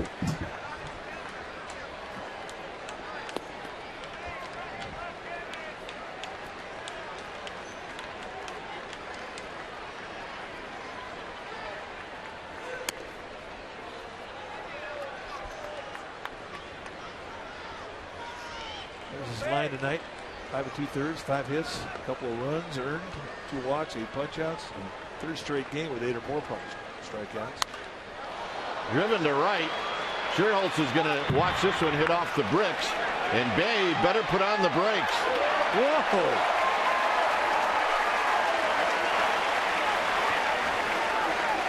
We've had some good ones over the years. Played that right field side. Ellis Burks, Randy Wynn. But Nate Scherholz, he owns it out there. Lays back, sees the carom come right back to him, and watch the over-the-top bullet, one-hop strike right to Brandon Crawford. I remember Jose Cruz won a Gold Glove here in right field. That's a great play. Nice at bat too, by the way. Here's Cedeno. Cedeno takes the first pitch strike. Problem with Jose Cruz is no one will remember the Gold Glove. They'll just remember a drop fly ball in Miami. That's a shame, because he really did put on a highlight reel's worth of great plays in that year in right field.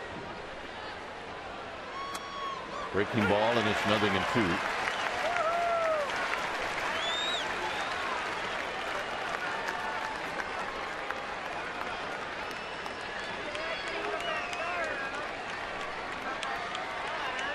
Pitch number 103 coming up for Bumgarner.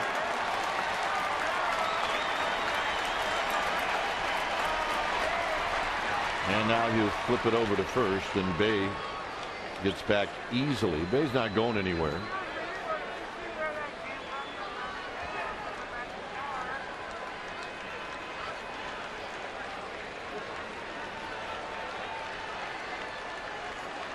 Indeed, he does go somewhere, and it's high, and Bay's going to steal it.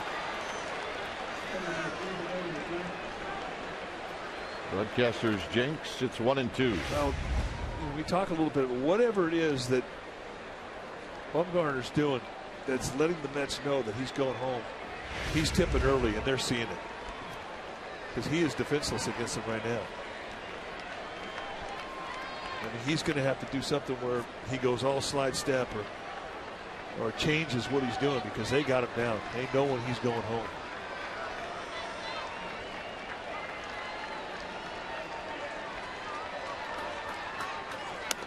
High to Cedeno.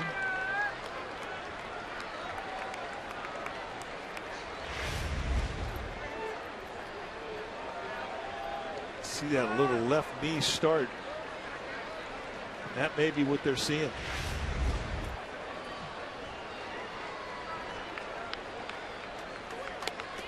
And Buster Posey got crossed up, and it may have been a strike. Yeah, it was very close. If he was able to catch that thing, and that's how you hurt a catcher. Have him thinking breaking ball and throw a fastball. And watch how he catches this thing. I've seen catchers break their wrists on this. Ooh.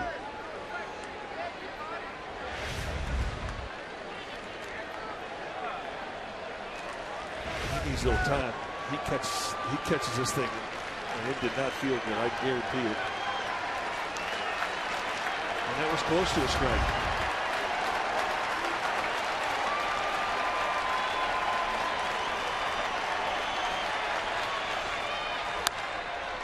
Out of play down the right field line.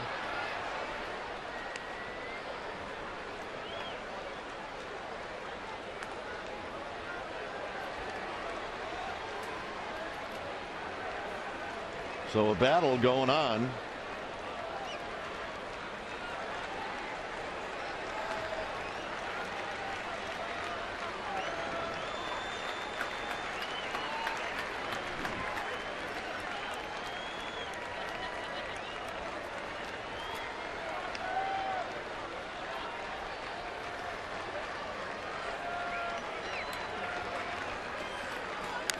And he being Cedeno spoils a good pitch and will reset and do it again. Probably going to be his last inning with that pitch count up at 107. So Gardner really bearing down, digging deep to try and nail this inning. So you see Penny finishing off his throws. He's ready.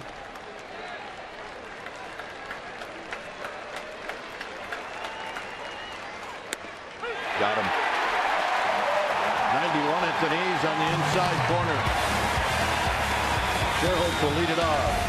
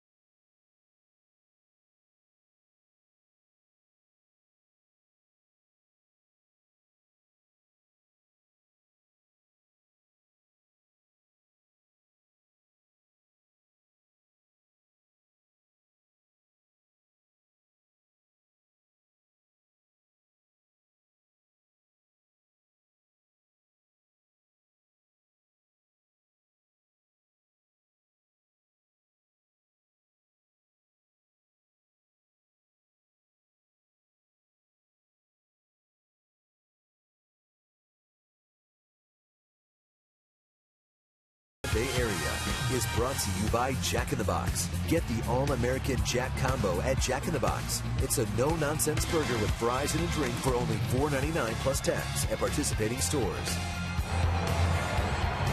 It's a 2-2 ball game. Always tight here at AT&T Park. Not many laughers. Sherholtz is bounced out and he's walked, followed by Belton and Crawford. So 3 left-handed hitters facing Jeremy Hefner, who's thrown 74 pitches.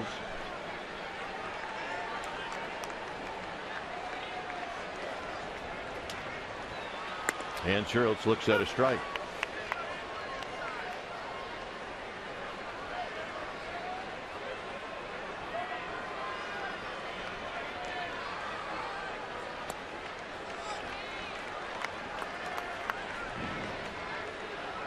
Talk about the pitch count working against Madison Bumgarner. He's probably out of this ball game as we watch Brad Penny continue his warm-ups down the Giants bullpen.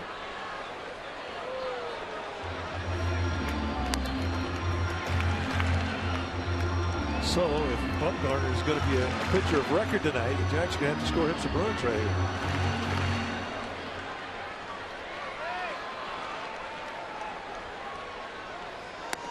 Got him. All right, let's check in with Amy G.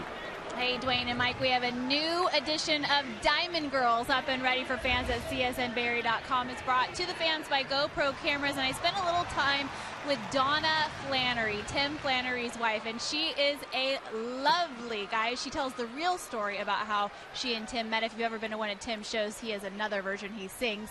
And she also talks about how fun it's been to watch Tim and his band, the Lunatic Fringe, take center stage in the off-season, raising a lot of funds for Brian Stowe. csnberry.com.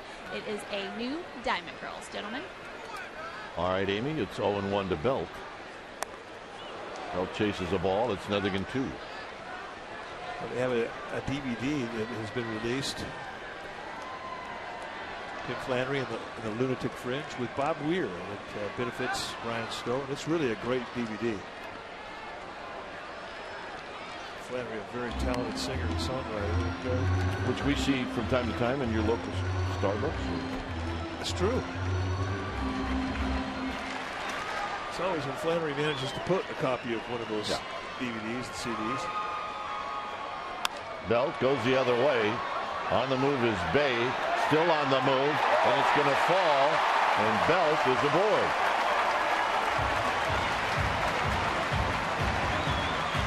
So Belt dumps him down the left field line. And that'll bring up Crawford with Aubrey Huff now on deck. Left-handed hitter, they do play him towards that left center field gap, and he finds a way to drop it right down there close to the line. Nice play by Bay to keep Belt at first base. See the straightaway outfield defensive set.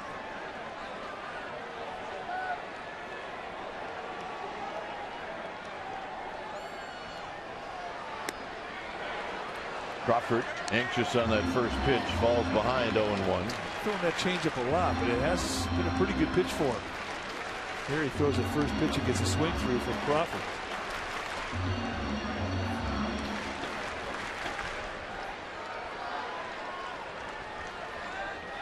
Crawford maybe trying to hit that ball in the hole. And he drives it into right field, a base hit. Belt will move over to third, and Crawford gets the job done. Now it's up to Huff.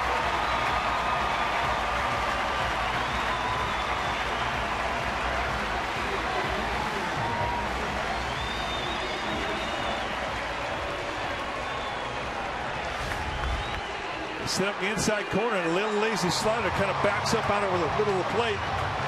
And Crawford, not fooled at all, spins on it, sets up a first and third, one out here. Nice at bat. So that's going to bring out Dan Worthen, the pitching coach for the Mets, and our old pal, Mr. Ramirez. Ramon Ramirez.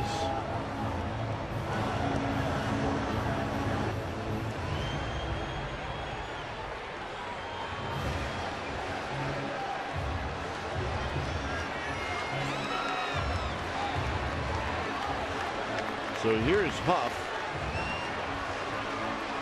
Huff has never faced Hefner before.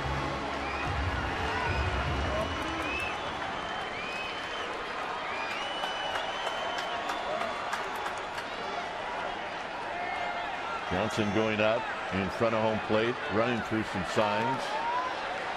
All has to do if Crawford were to go, where's the throw from Johnson going to go? Huff on the ground, foul, and it's no balls and one strike.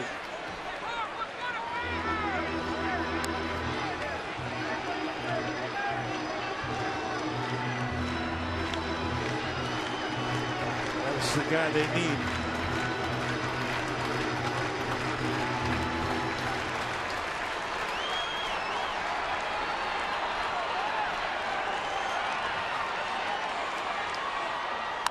On the ground, could be a pair. It's kicked. There's one, and coming in to score is Belt. And the Giants dodge a bullet, and they take the lead. Huff may have hurt his knee. Yeah, Huff is limping badly. And now Bruce Bochy's going to have to get a runner.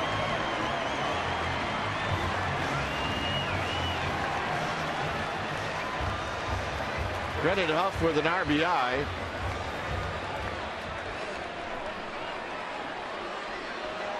Giants catch a break. I mean, that had double play written all over it when Ronnie Cedeno could not handle it.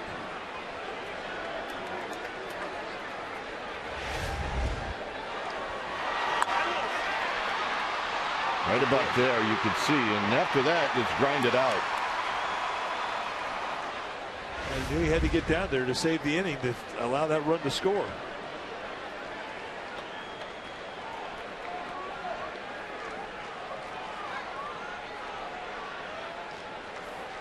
I mean, look, if you can't walk on it, you can't run on it.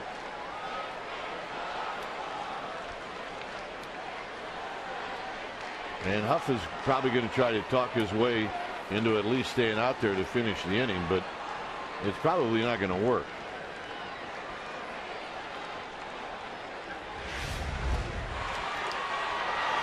You can see off the crack of the bat, we're thinking better play.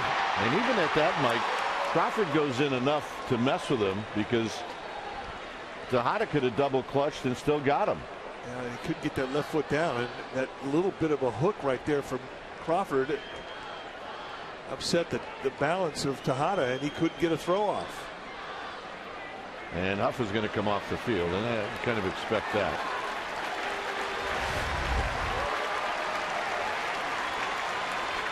Now Bruce Bochy's looking in there to see what pitcher's got his spikes on.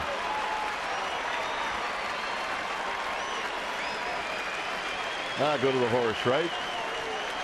Yeah, with explicit instructions, don't get hurt.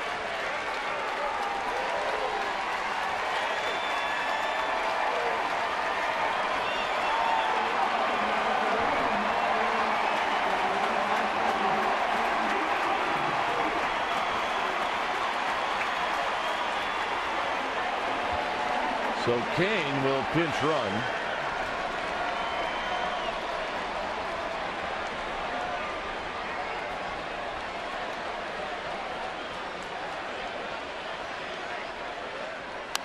And Scudero with a nice swing and a foul straight back. So Ramon Ramirez will be the new pitcher for New York.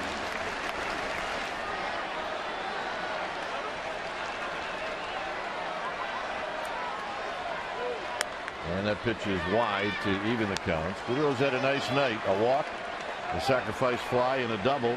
And he scored the second run. The run where the Giants tied the game. And it's low. You think Kane's thinking about stealing it? I hope not. I'm kind of fearful of a ball in the gap here, to be honest with you.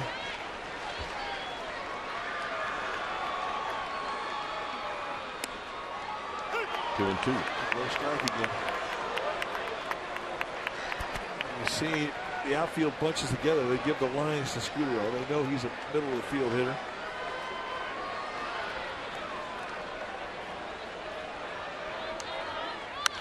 And a base hit into right center field. Kane's on the move. Torres kicks it around. Kane goes to third. Scudero with another hit.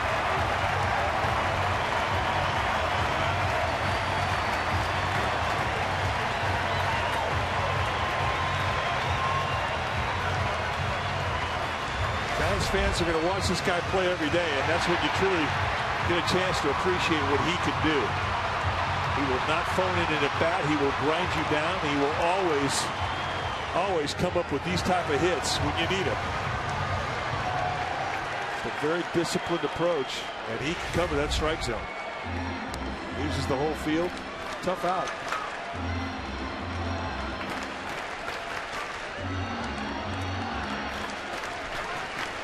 He said Friday he gets to pack his things. Back to Colorado. That's right. Here's Terrio. Terrio on the ground into right field, a base hit. Kane scores. Scudero scooting to third, and an RBI for Terrio, and it's 4-2. Top of the lineup tonight has been fantastic. 4 hits and a walk.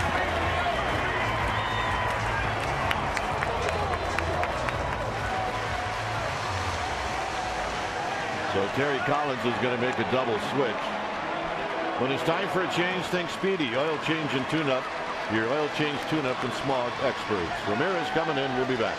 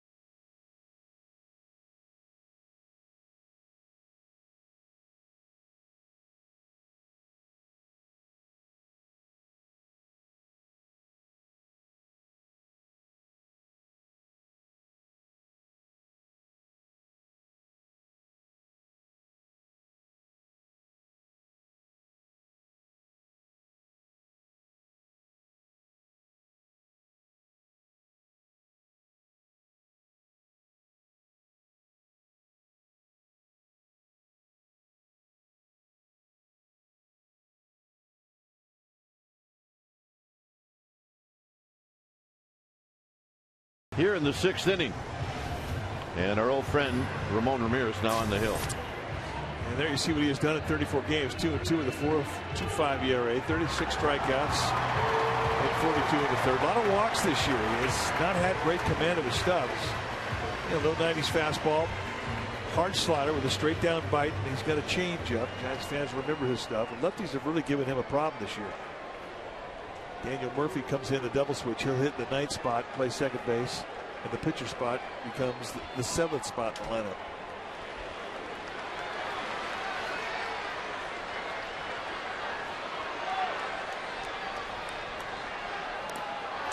And the pitch to Melky Cabrera is down low. Milkman knocked in the tying run with a base hit in the 5th inning.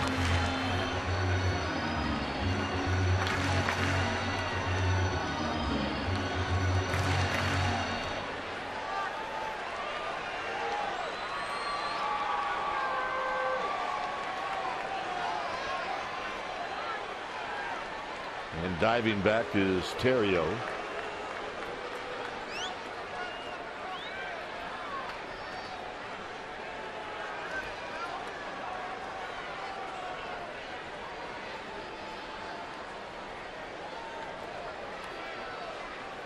Buster Posey to follow. Giants now with 10 hits in this game.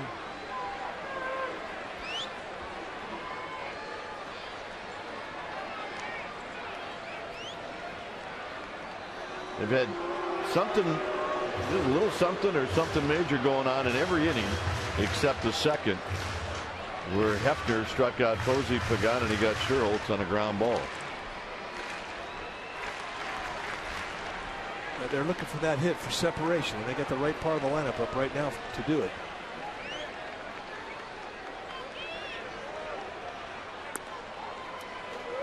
And that tails away from Melky Cabrera. 2 balls and no strikes.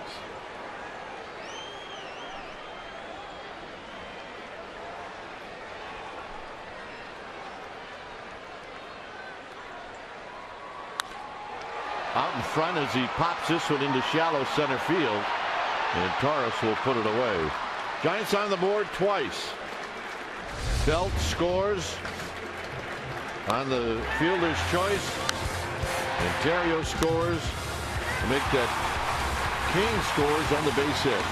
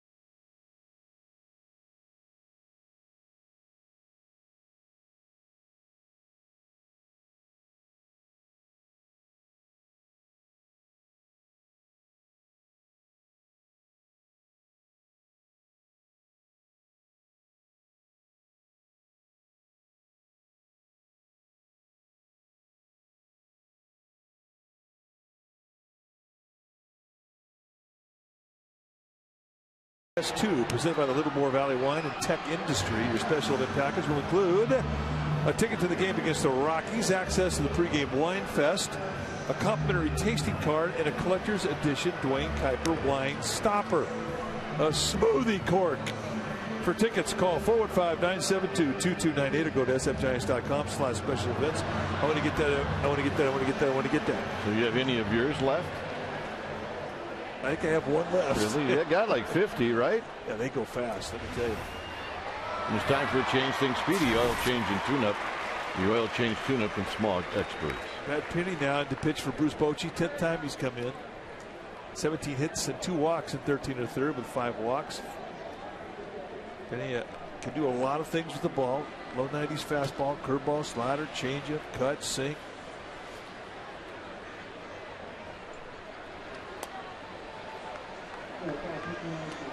Pagan out of the game. Blanco is now in center field. 6 hits, 2 runs in the third, 2 walks, 1 hit to the 10th, 9 strikeouts. In 6 innings, 6 hits, 2 runs, 2 walks, 1 hit, and 9 strikeouts. Penny's throwing hard tonight. He shot 95 first pitch. He backs it up at 94. We saw him hit those velocity numbers in Atlanta, but for the most part, it's been a little bit below that. But he's cranking it up tonight.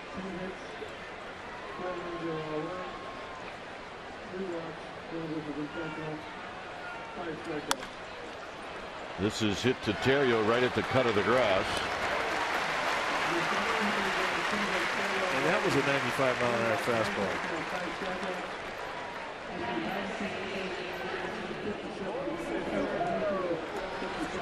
We have a baby giraffe Hunter Pence fan in this thing.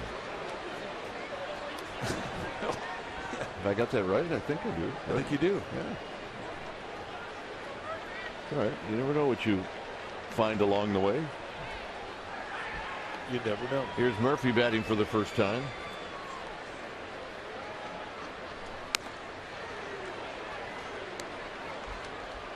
Daniel Murphy can hit. You see the left-hander Tim Burdick starting to get greased up for the Mets. And that one hits the outside corner. Penny is blowing tonight. Big fastballs. I want to get that. I want to get that. Hey, Mookie Wilson's in your chair.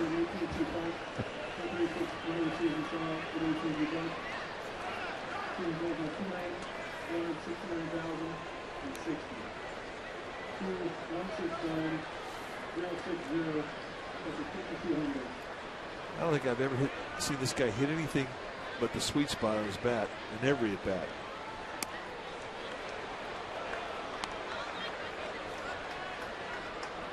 Penny trying to backdoor that breaking ball.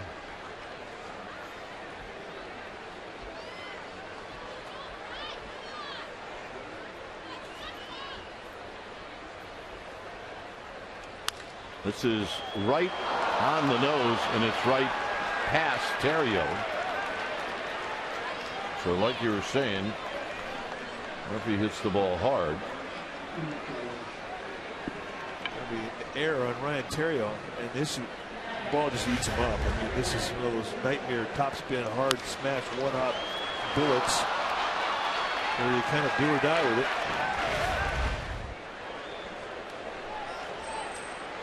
So here's Tejada.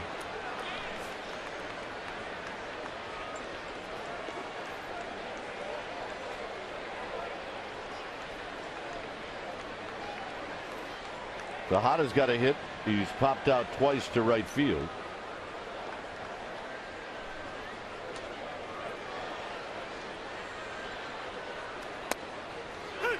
And a called strike.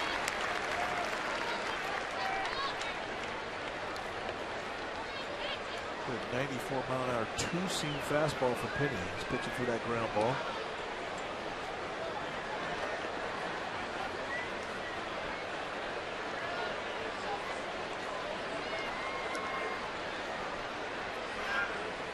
And a bouncing ball to Crawford. Crawford.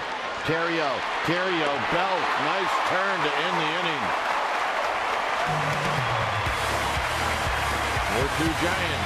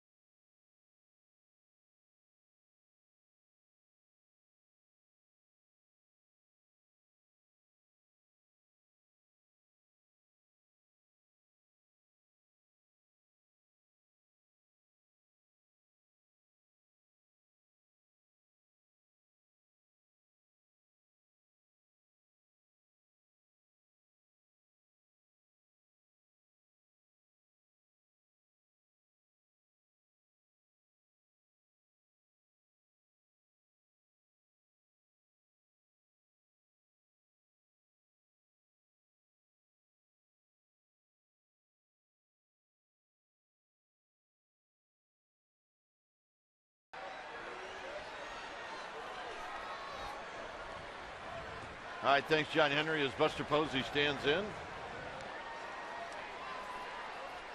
Facing a guy he used to catch. He caught him a lot in 2010.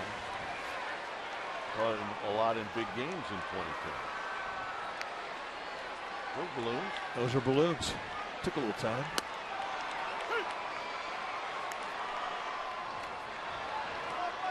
Romo with the stripes is getting loose.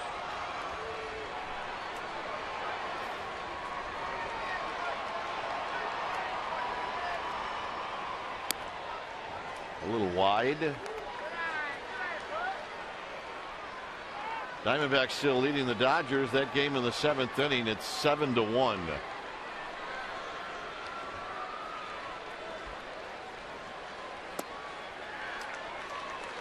Three and one to Buster Posey.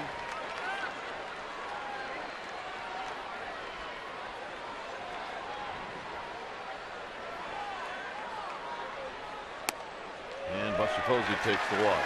All right, after a walk, we always go to Amy G. Amy?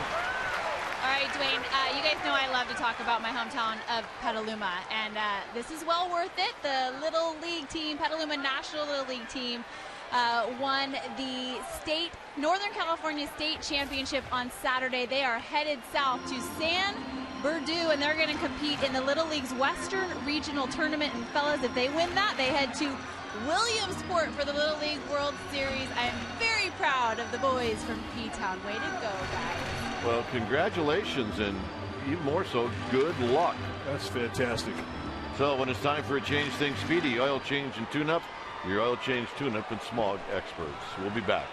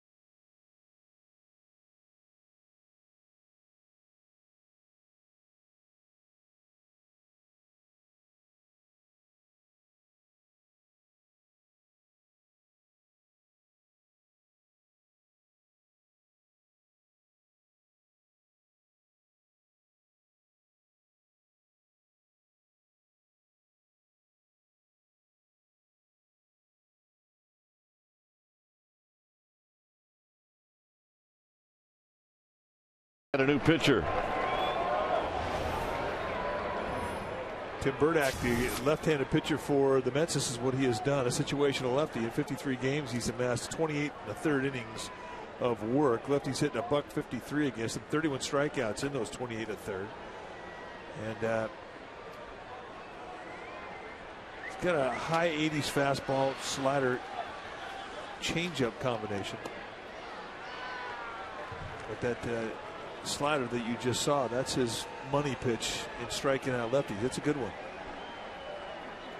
Right in at third. Posey being held on by Ike Davis. And Blanco with his first at bat of the night. And he pops it up, and this may be playable. Right over. Right leaning. And once he misses it, then they'll go help him. Prior to that, no help. You're on your own. Look at all the help he gets. All right, now to the rescue. Well, I think from a dugout perspective, this was well played. All right, now he needs a little help. Now you go help.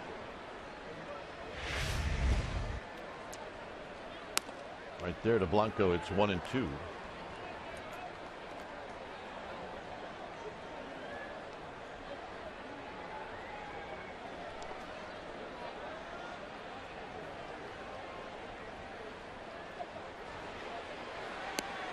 Got him. Susie Buckner had to think about that one. Yeah, I think the rule of thumb, if you have to think about it, it's probably not a strike.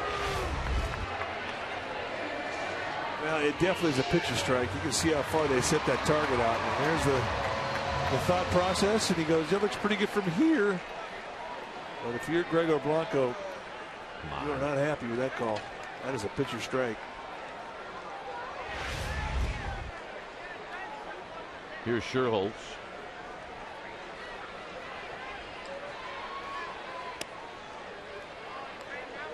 One thing about Sherholtz, when he's swinging it good, he'll take that hard slider from a guy like Burdack, and he'll go to left field with it.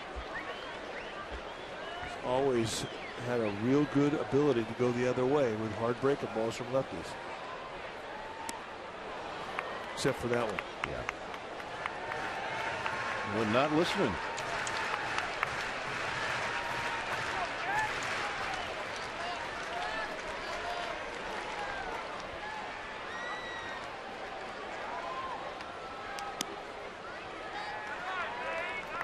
Johnson almost got handcuffed on that one.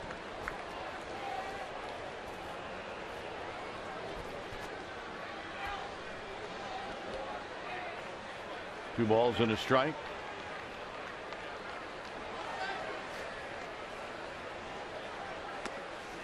And make it 3-1.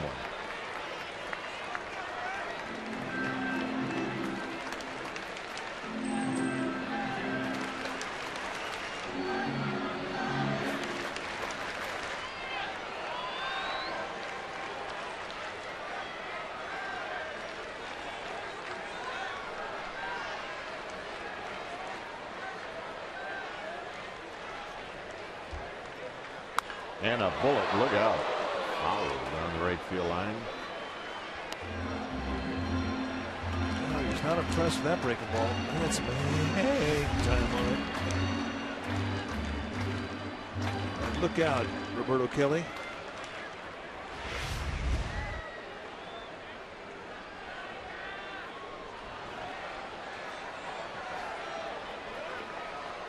Posey back.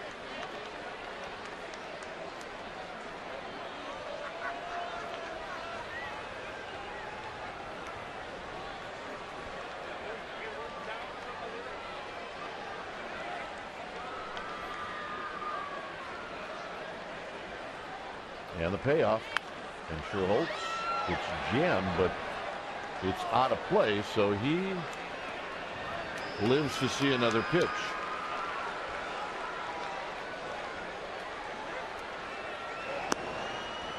Activity in the Mets bullpen. Manny Acosta, the right-hander, starting to flip a few to get greased up.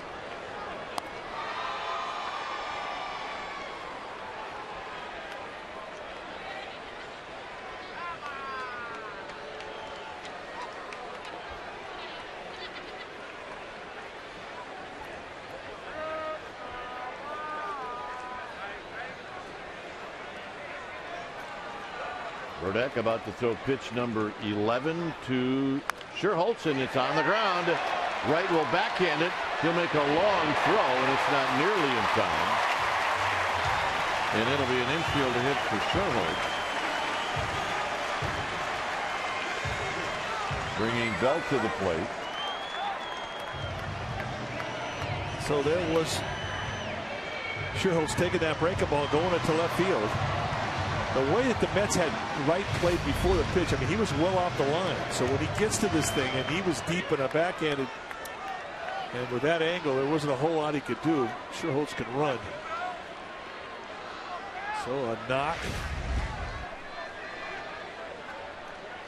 Here's Belt. And a strike to Brandon Belt. If you're Belt and you watched Burdick and how he pitched Blanco and Sherholtz, you should have a pretty good idea what you're going to see. Well, I wouldn't look in. I'd definitely set up middle away.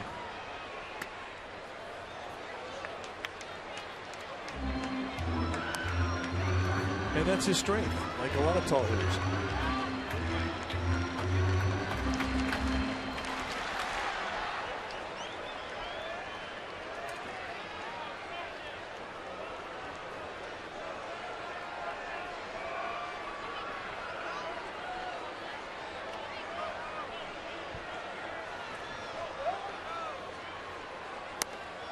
One and two. Ooh, and that was one that hung. Burdick got away with one of that. Big flat slider. The thing about sliders is the higher they go, the flatter they are. And that was a flat one above the belt.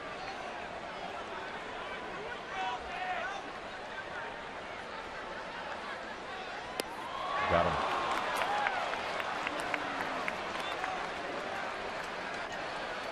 So here's Crawford.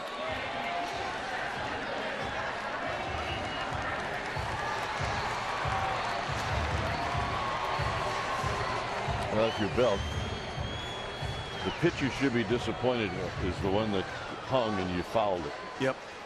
He had a pitch to hit. He missed it.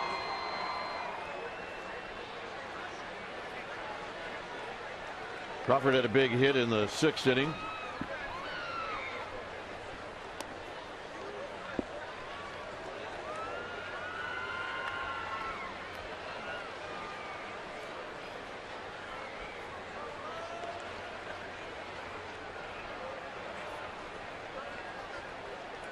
Posey at second.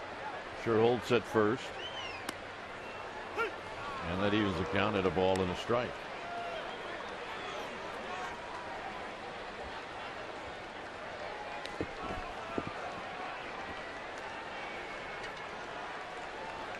Justin Christian is on deck. He's grabbed a bat. Crawford goes around. It's 1-2. Really, you just cut that plate in half and forget about the inside part of it. Well, you're right. With what he's seen, a lot of breaking balls, you got to be just diving out there in that outer half. Totally exposing the inside corner, but you got to gamble.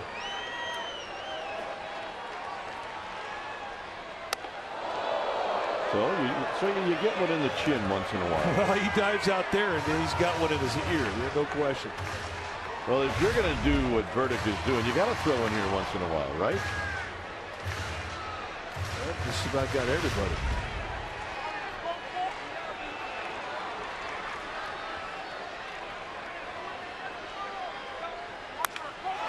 This is hit on the ground to Murphy.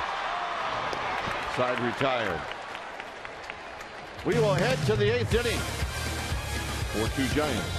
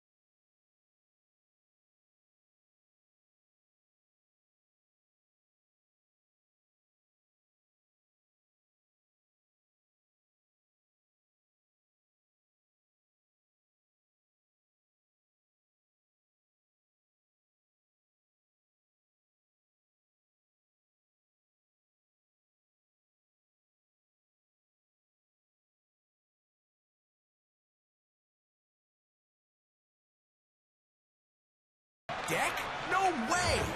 Toyota game summary brought to you by your local Toyota dealer. Cedeno's got a double and it knocked in a pair of runs. The only 2 runs for the Mets. Hefner got roughed up for 4 earned runs. Scudero has had a really good night along with Ryan Theriot. And the Giants, when they scored that run in the 3rd inning, snapped a 22-inning scoreless streak. And it's time for a change. Think Speedy Oil Change and Tune-Up. Your oil change, tune-up, and smog experts. Sergio Romo, the new pitcher now for the Giants. 40th time that he has come in this year. 3-2 with a 1.170 ERA. Really chomping at the bit. Remember his last outing, he gave up a home run on Friday night, and he has not pitched since. So he definitely has been sitting on, well, let's just say the desire to get back out there. Here's Valdespin. Valdespin takes a strike, and it's 0-1.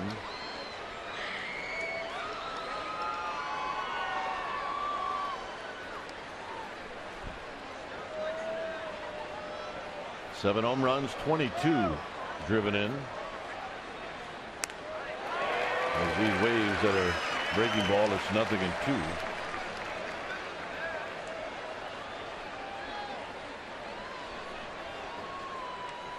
How about this for Valdespin? This is hard to do. He's got 5 pinch hit home runs. That's hard to do. Well, it's hard to do in a career, let alone do it in 1 year. And he rifles an 0-2 pitch into right field for a base hit. And then let's go to Amy G. Well, gentlemen, fans at home may notice that Sergio Romo has added some initials to his cap. It is LM, and those stand for Lefty Martin, who is one of Sergio's coaches all through Little League and high school. Lefty passed away today. Sergio received the news prior to the game. He's got a heavy heart, to say the least, and we wanted to let the family know of Lefty Martin that we're all thinking of them tonight. All right, here's David Wright.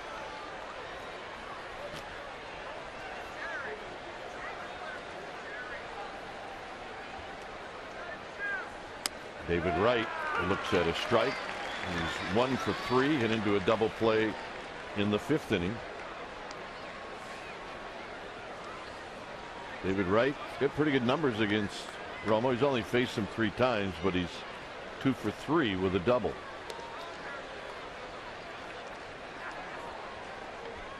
You know, Romo's, some guys can see that no-dot slider, and David Wright is one of them.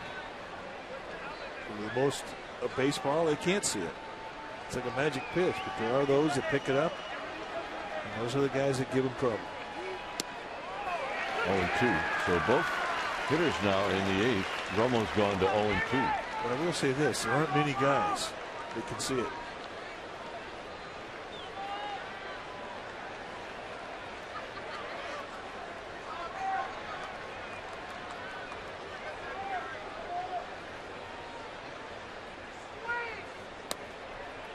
Almost stays low and away, as you would expect. 1-2.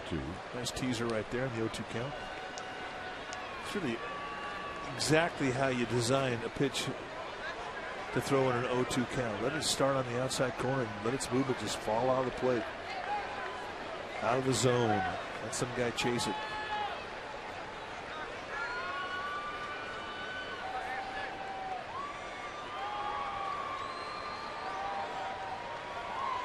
So it's 1-2 to Wright.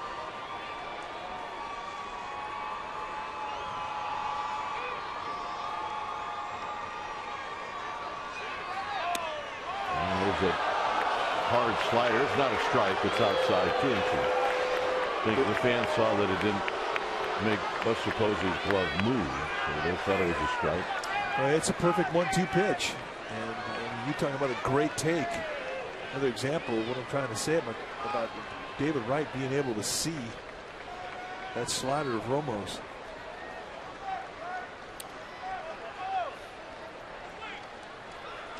Runner goes, swing and a miss. Throw down to second is going to be late. Valdespin with a stolen base. a good time to steal right there. Concentration as it went from 0-2 to 2-2 from Sergio Romo went all to David Wright. And, you know, when you have a 2-run lead, that's how you do it. But from a base runner's perspective, you look for a chance to get a good jump when a pitcher's not paying 100% attention to you. And that's good instincts. Foul the spin from the Dominican Republic. His 5th steal on the year.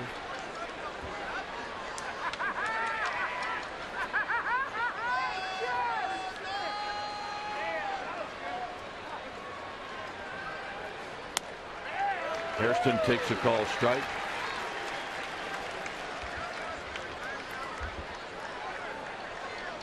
Oh for 3 tonight for Scott Hairston.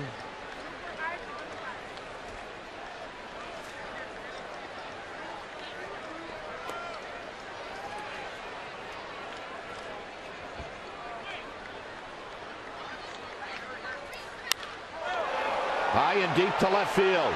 Cabrera back. It is gone. And this game is tied.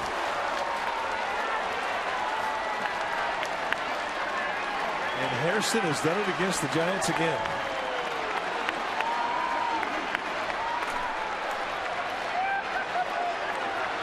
So Hairston, who had gone in 0 for 2 lifetime against Romo, knocks it out of the park. A rare mistake up at the belt. And that's when he can hurt you. You don't see Romo make many mistakes up. But when he does, he's like everybody else.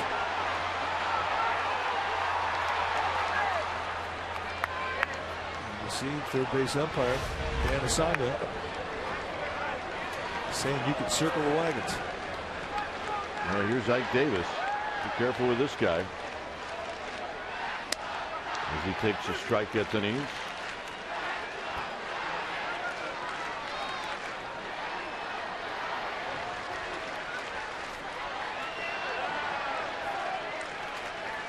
He's got a hat trick so far.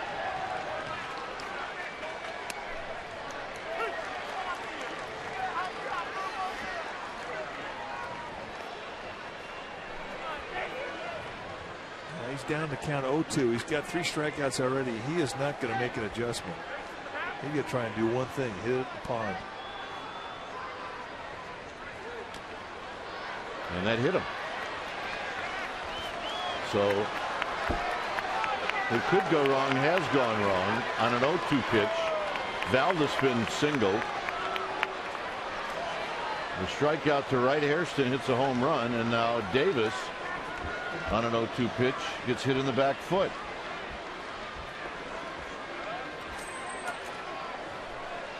Well, if you're Davis and you got 3 strikeouts, you're sitting on an 0-2 count, and a guy hits you in the foot, you'll take that, wouldn't you? Yeah, absolutely.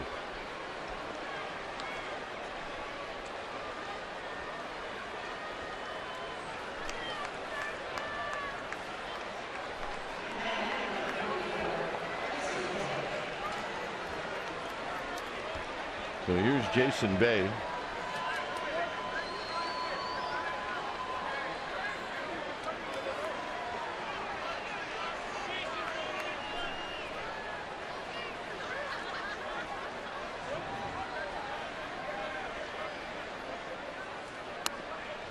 And on the outside corner, no balls and 1 strike.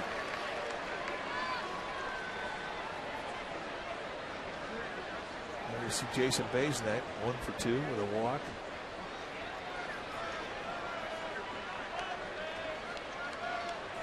Look out on the ground to Scudero. Scudero will go to Terrio. That's 1, and that's all they'll get.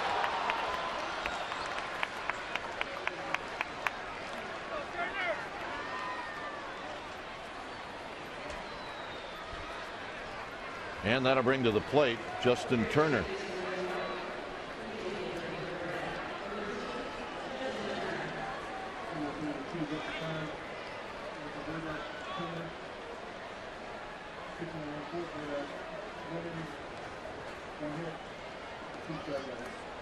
Turner's numbers at home outstanding, on the road not so good.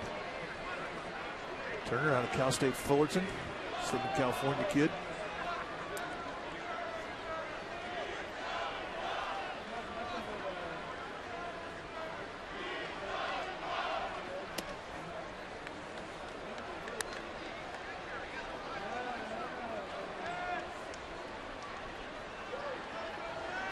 Justin Christian may very well be leading off the bottom of this inning.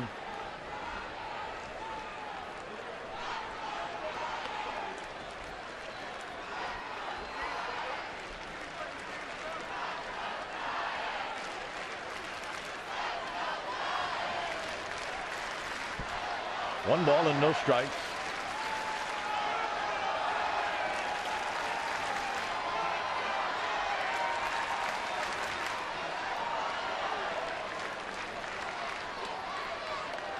Jason Bay stole second base in the 6th inning.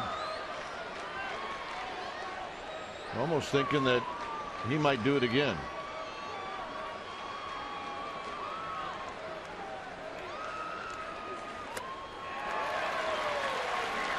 Good slider, evens the count. Well, he's a good base stealer, and he's fast. The one thing you kind of forget sometimes about Jason Bay is that he runs well.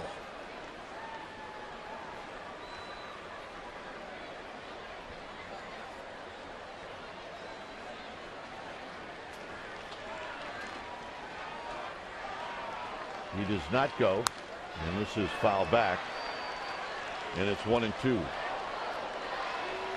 Justin Turner originally got to the big leagues with the Baltimore Orioles.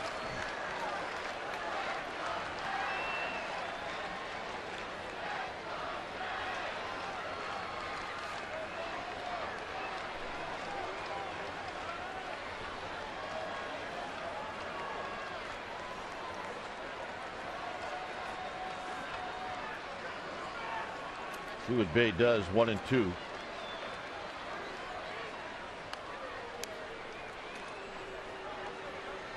Unless you keep Turner in the game defensively, if you go here and get thrown out, you lose your pinch hitter.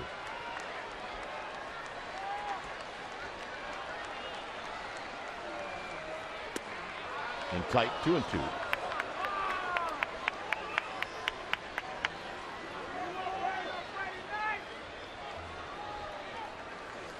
Well, you're right about that, but I mean, it is worth a gamble. I'm a little surprised they haven't sent him. When you're on the road, this is one of those times you do gamble. High and deep to left field. Melky Cabrera back, looking up. It's off the wall. Rounding the bag is Bay. He's coming in to score. The throw home is late, and the Mets have taken the lead here in the 8th inning.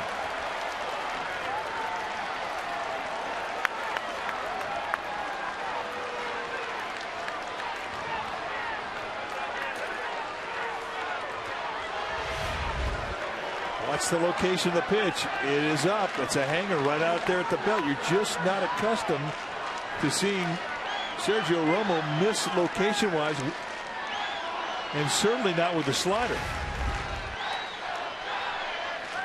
And 2 times in this inning he has missed up, and 2 times the Mets have made him pay for it.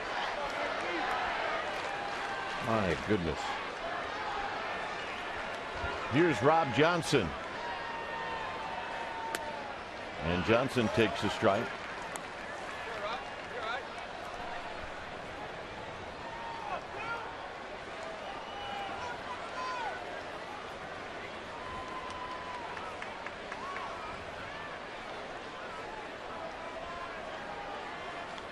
And that pitch is wide. 1 ball and 1 strike.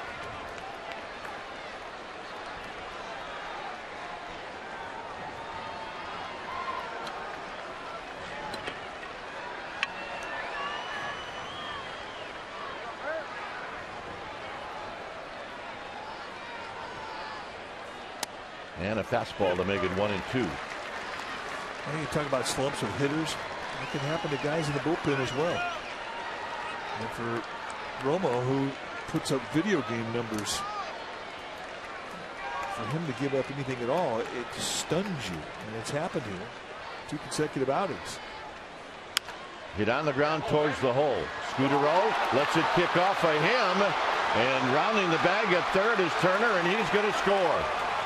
So what could go wrong has gone wrong here in the 8th inning. If Scudero doesn't catch it, Crawford does. but it caroms off a scooter. Oh, and that's the worst thing that could have happened. Well, third base, you take everything you can get. He kind of slides into it. And as he can't make the play, it's an easy score for Turner. So this is going to be a double switch. Crawford is most likely going to come out of the game. And Lopez is. Giants have given up 4 runs here in the 8th inning, and the Mets lead 6-4.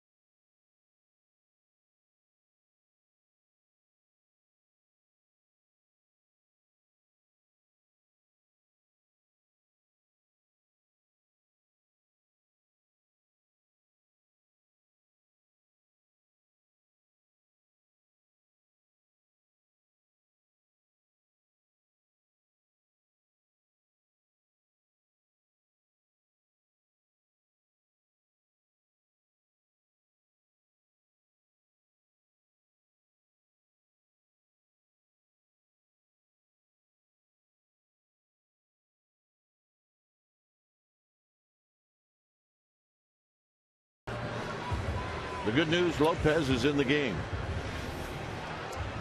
And what do you say we take a look at the numbers for Javier Lopez? 46th time he comes in, 3-0 in the year, 3.43 ERA. And he's going to face Daniel Murphy. And this is going to be a good matchup. You're talking about a guy who can make left-handers get the jelly shoulder. And Murphy is one of those guys who's got about as strong a left front shoulder as any left-handed hitter in the National League. I mean, he really is solid. Joaquin Arias comes in. He'll play shortstop at bat in the 9th position on a double switch. And a strike to Murphy.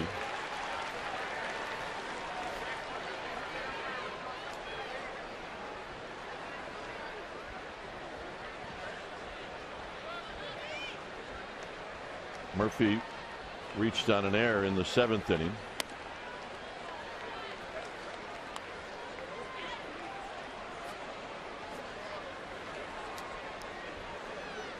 This is the 8th hitter for the Mets here in the 8th inning. And that pitch is low. 2 balls and 1 strike. You watch Murphy drop that front foot, and his shoulders, they'll point right to the ball. I mean, they just stayed locked right in there. He's always had great coverage of that strike zone. Righties, lefters, doesn't make a difference. 2-2.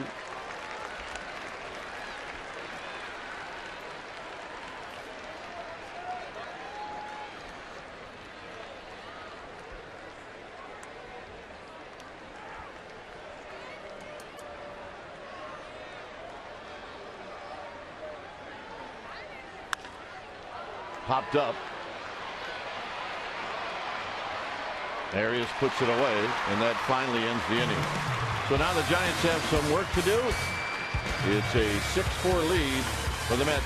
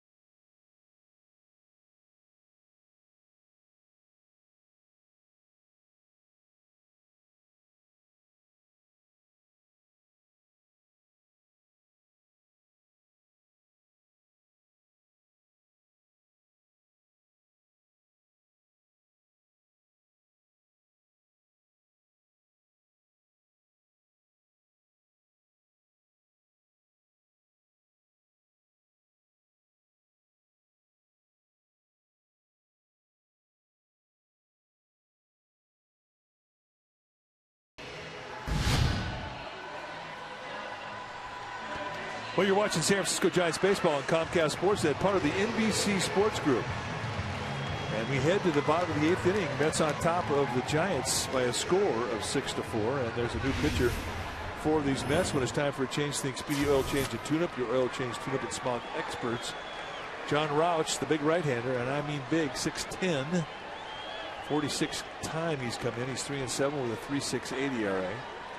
And Rauch will give you a low 90s fastball with a curveball and a slider, but that doesn't tell you the whole story. For Rauch, he's tall and he's got that high 3/4 release. You get a lot of tilt hitting off this guy. So here's Arias. 1 ball and 1 strike to Arias. Came in on the double switch. Scudero and then Terrio. As Valdespin, who stays in the game.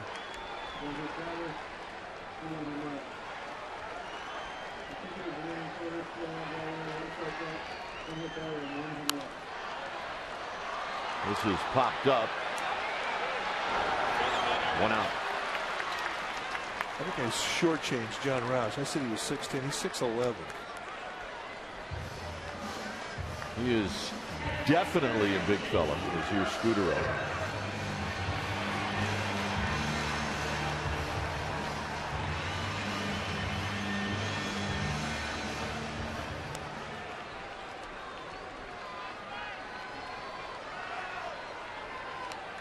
Scudero tonight has had a perfect night. A walk, sacrifice fly, a double, and a single.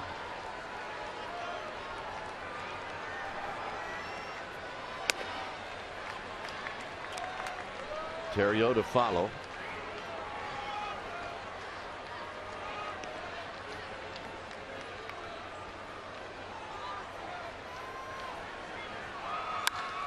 Hit out into left center field for Valdespin. 2 outs. And here's Terrio, who's 2 for 3.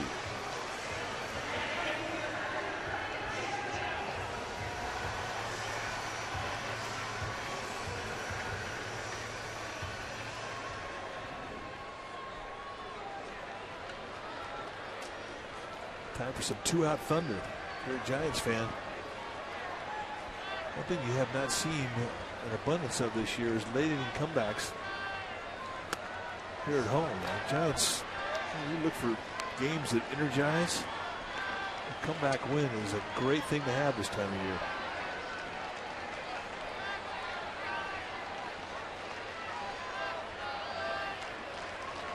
Terrio trying to get on for Melky Cabrera. As this is hit out into deep center field, Valdespin will put it away, and that'll end the inning. So we'll head to the 9th. 6-4 New York.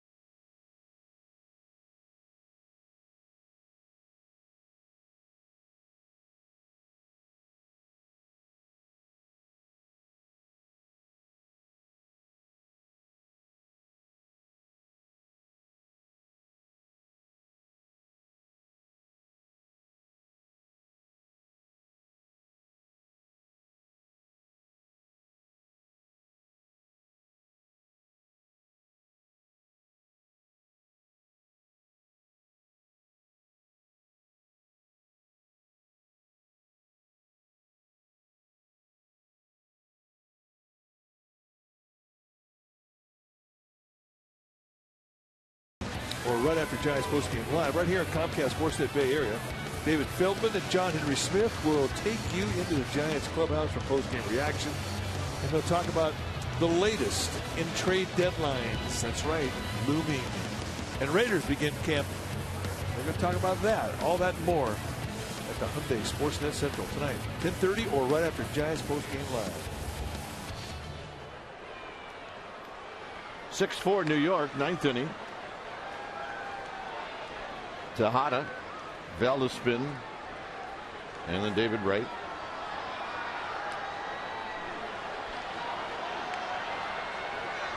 Facing Javi Lopez.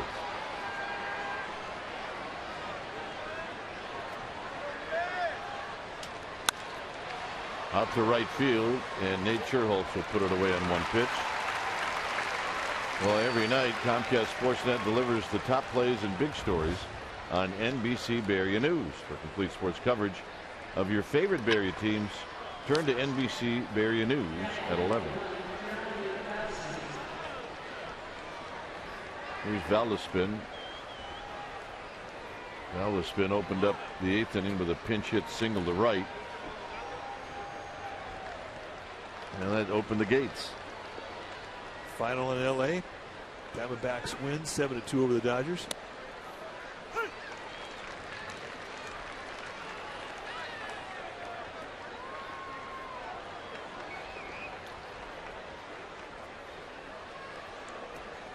That's amazing, the statistic you were talking about. 7 home runs on the year, 5 as pinch hitter.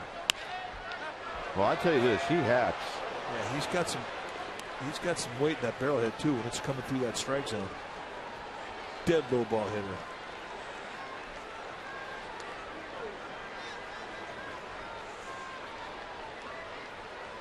All right, everybody's okay. So it's 0-2 to Valdespin. This is where Romo had Valdespin. And he chops this one to Terrio.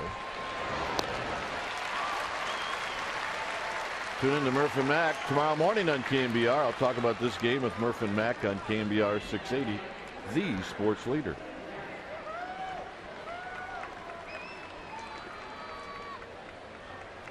So here's Wright. 1 for 4 tonight.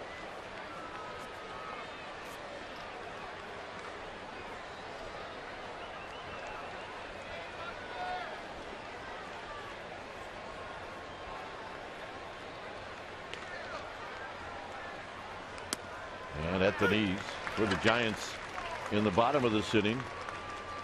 It'll be Cabrera, Posey, and Blanco.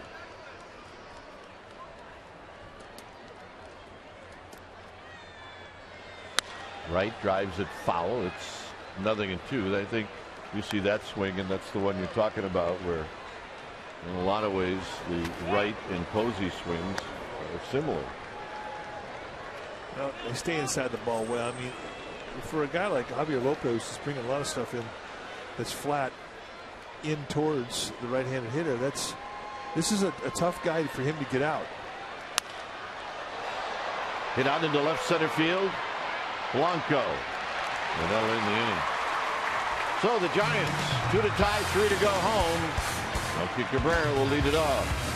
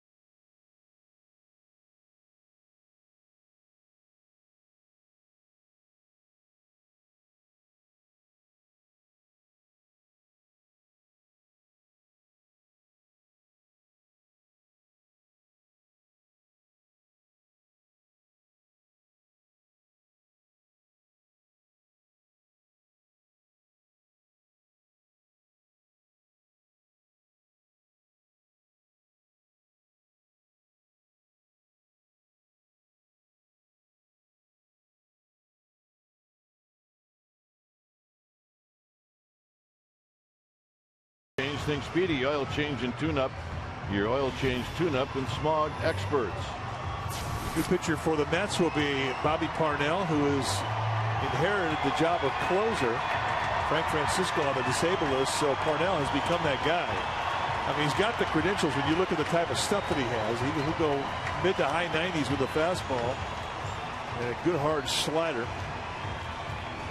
44 strikeouts in 42 2/3 innings gives you an idea how good his stuff is.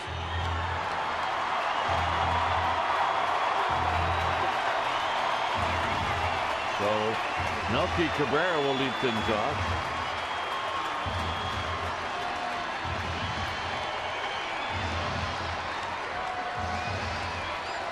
The Milkman tonight is 1 for 4.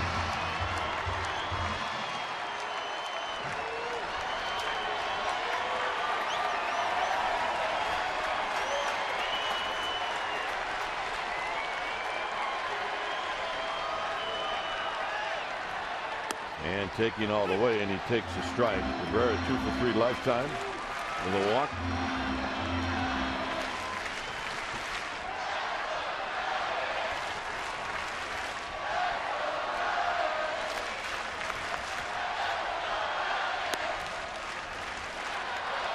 That little tail movement that he has on the end of that fastball at 94 that runs away from the lefty. He's going to pound that outside corner. And really, it's Melky Cabrera's strength. He'll go to left field with that location, that movement.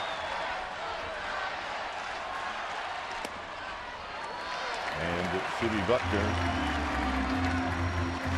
His note is 2 balls and 1 strike. There's Buster Posey on deck.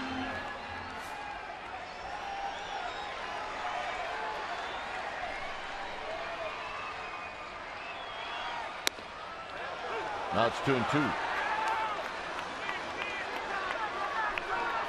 4 pitches, 4 fastballs.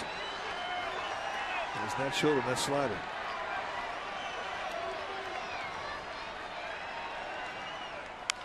Out of play. And that was a curveball. And it had some hang time to it.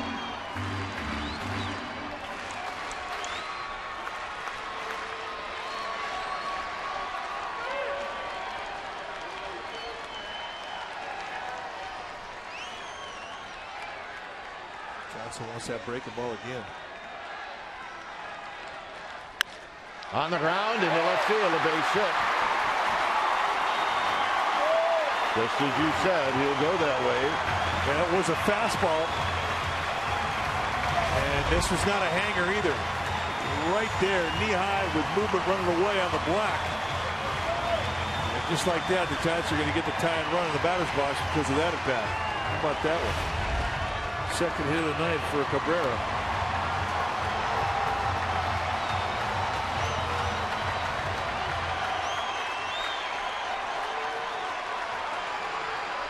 So here's Buster Posey.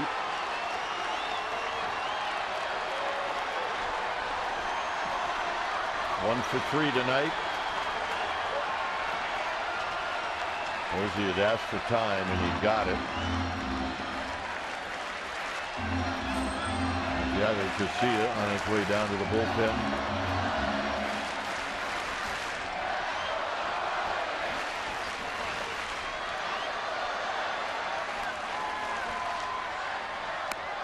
Off the plate. A coin toss location could have gone either way. It is rally cap time.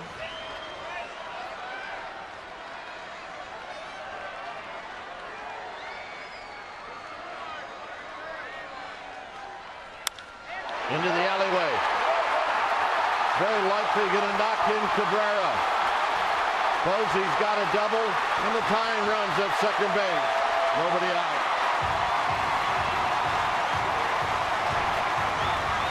Well, they set up a pitch him away, play him away defense.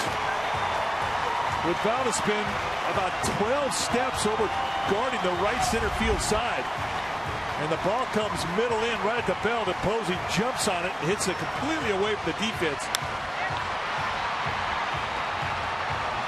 And once it finds that gap, Melky Cabrera at first base knows he's got an open lane and a green light to score. Eli Whiteside's going to pinch run.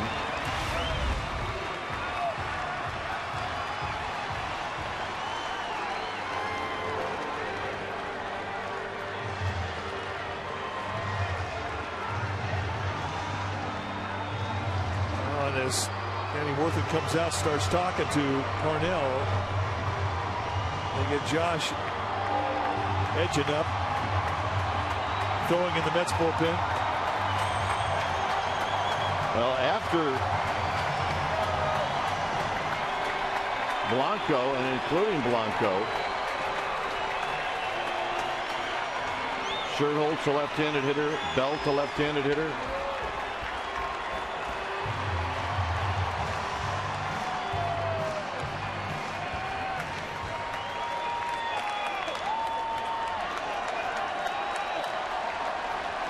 So now with Whiteside at second, here's Blanco, and the Mets are thinking that Blanco's going to bunt.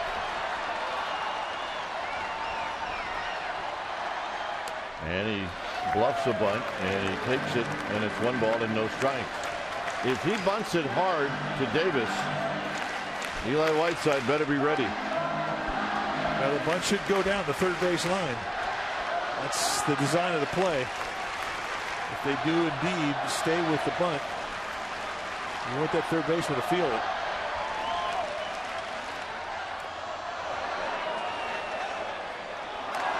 Well, we're going to say Blanco went around. All right, Dan Asagna, the third base umpire, saying he went around. Did he go? You bet he did. He did. Good call. I mean, if you're Blanco, this is another spot where you don't have to take a full swing if you got everybody moving around on the infield.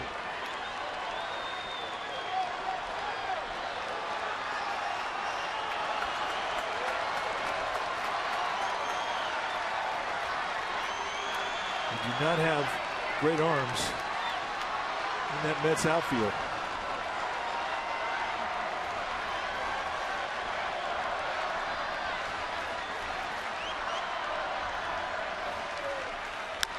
Big chopper. Going to be a tough play.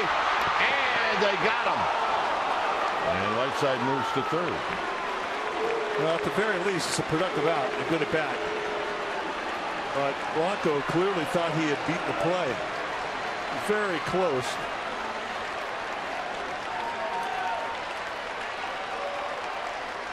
And that's going to be it. So the left-handers coming in. Edgin. It's 6-5 Mets.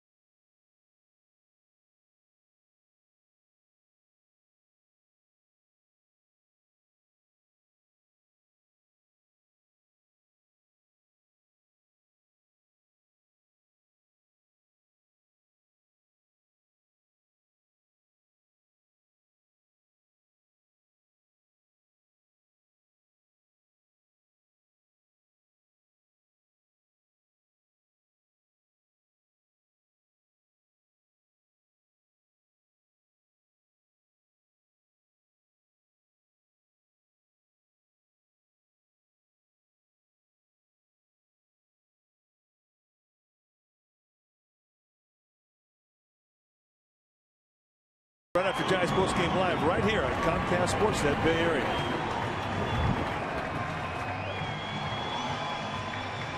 It's a 1-run lead for the Mets. It's 6-5. And the new pitcher is a left-hander to face Nate Sherholtz. It's a rookie, Josh Edgen. It's the 11th game that he's been in, and he's been good. 16 strikeouts and 9 1/3, just 10 base runners. And he throws hard. It'll go low to mid-90s with the fastball. And a hard slider. And he'll throw a changeup occasionally, but basically you think hard stuff in the fastball slider combination. And if you're Eli Whiteside, heads up at third. Maybe he wings one to the backstop. Sherholtz is 1 for 3. No balls and 1 strike. Right out of bed, he throws him a breaking ball. Yeah, right out of bed, he showed him the pitch he's probably going to try and strike him out with as well.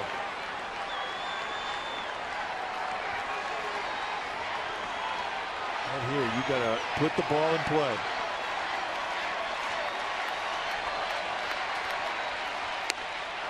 Very close.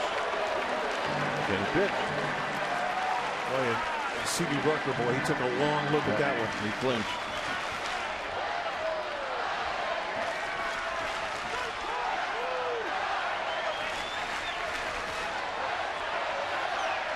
The 1-1 to Sherholtz. Almost to the backstop. 2 balls and 1 strike. He's sitting there looking for a slider, thinking slider, slider, slider, and he eats up 94 on that inside corner. I mean, that's rough.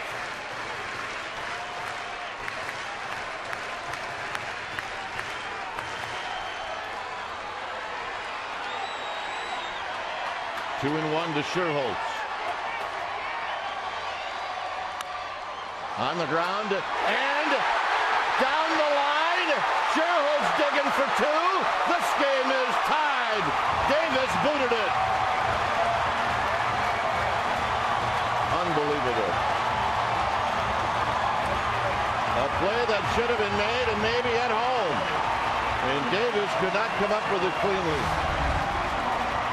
Well, he was trying to get in position to make a throw. He turned his shoulder instead of squared his body to catch the ball. And the ball comes up above the backhand. And we got a brand new ball game, folks. And not only that, you got the winning run at second base.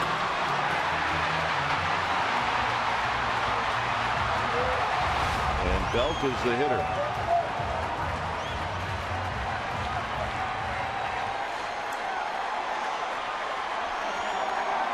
Good speed at second base.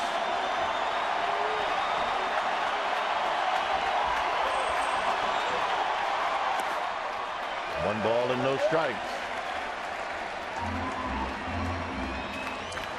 You got average arms across the board in the outfield. Nothing special with Jason Bay, Valdes Spin, or Hairston.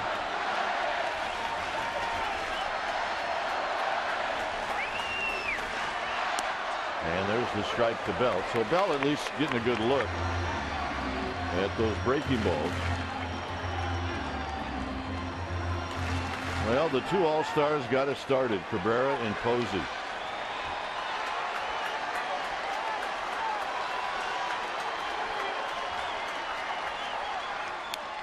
Good swing by Belt. It's 1-2. After 2 slide balls, he heats him up 94, and he was on it.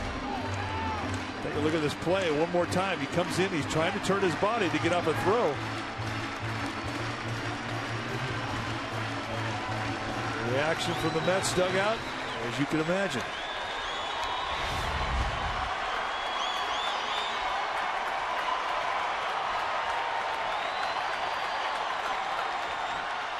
And Bell out swinging.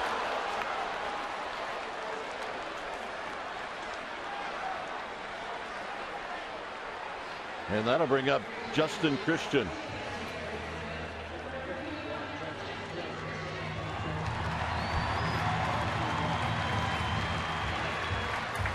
They've got Manny Acosta, the right-hander, down in the bullpen, and he's ready to go. They just gave him the sign for the pin, and he's good.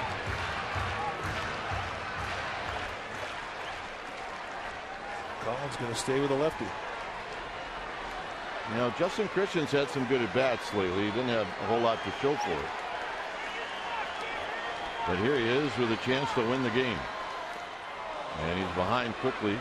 And again, first pitch breaking ball.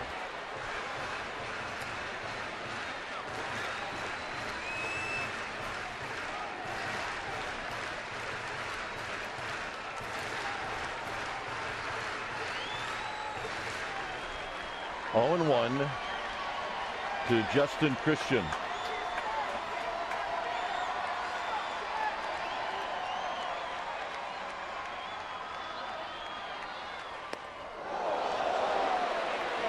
Almost hit him. Fastball that cut right over his shoe tops, and he almost hit him.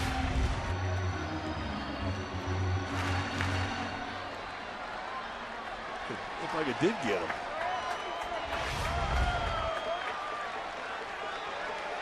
One and one.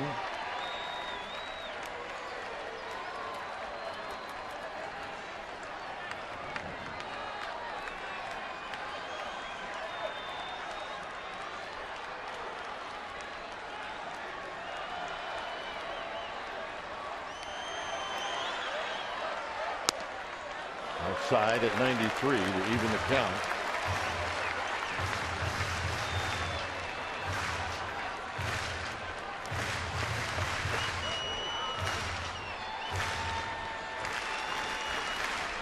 Sherholtz at second.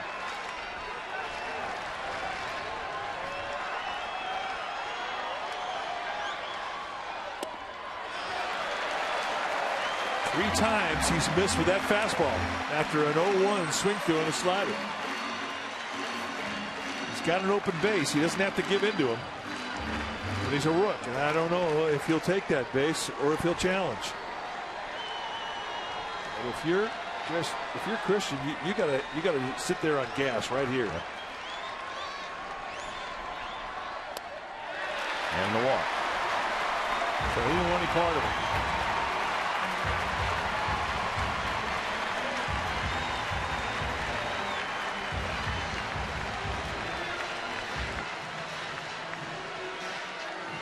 Once again, Dan Worthen, the pitching coach, going to come out and talk things over.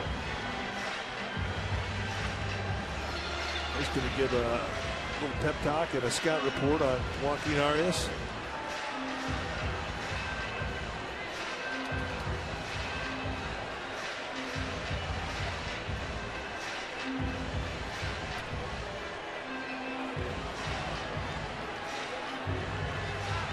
So Edgin has his orders.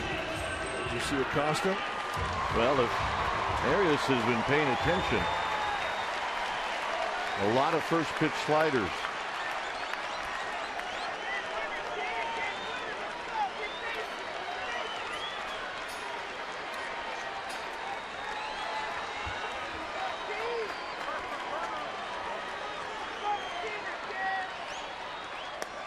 Low and away, 1 ball and no strike. Ooh, not close. He really threw that front side out, dragged his arm.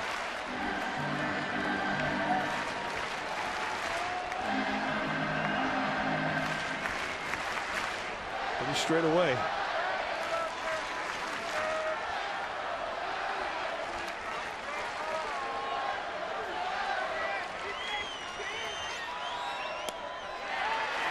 Again, an easy take, not close. The age of Arias. It is the dawning of the age of Arias. That's how Valdez been out in center field, now pitching that gap in right center. They are expecting this ball to get hit to the middle of the field if it gets hit.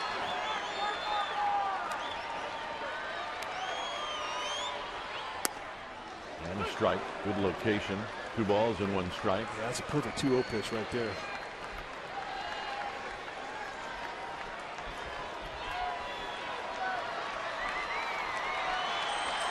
Scudero is on deck. The 2-1 pitch to Arias. Swinging a bouncing ball up the middle. Murphy's got it. Double clutch, and the bases are loaded for Scudero.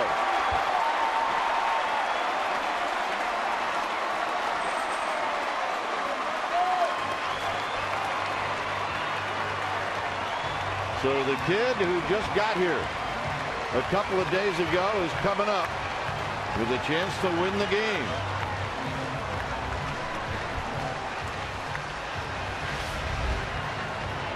Murphy going into the outfield to his backhand. Could not get a grip, and he did not have a lot of time with the speed of Arias. Once he came up without a handle, There was going to be no play. So here's Scudero.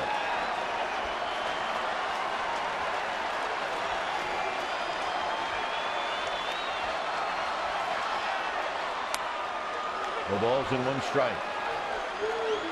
Scudero will work you. A veteran. He's the kind of guy that will take charge of it at bat. He's been in this situation before. Many times.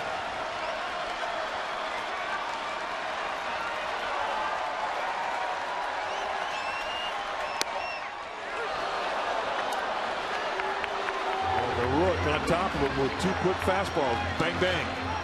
Well, 1 in, 1 away. High inside corner.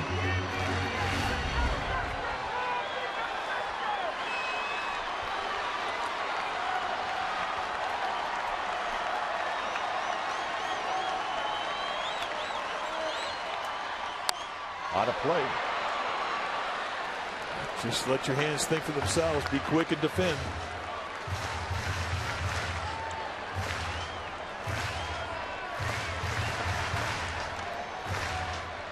Eighth hitter to hit for the Giants here in the 9th.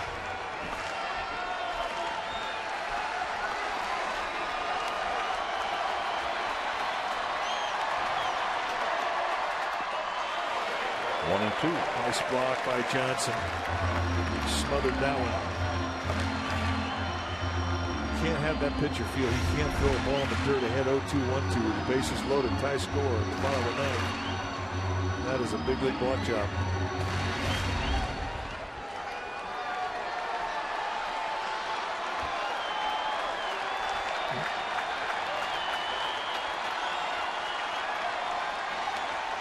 One and two to Scudero.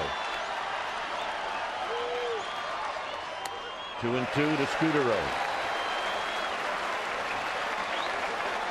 Well, a couple of fastballs and a couple of breaking balls. I guess this is the one opportunity now with this count where you can throw what you want. Yeah, a lot of guys want to avoid that 3-2.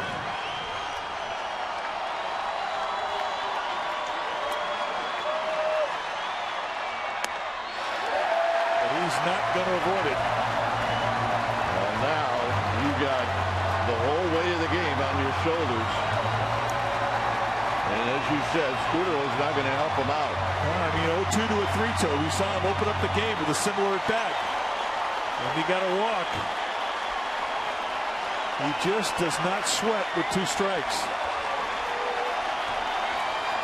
All standing.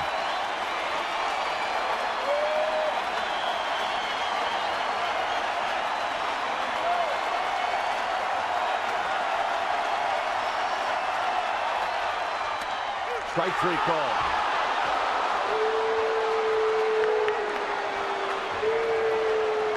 We will head to the 10th.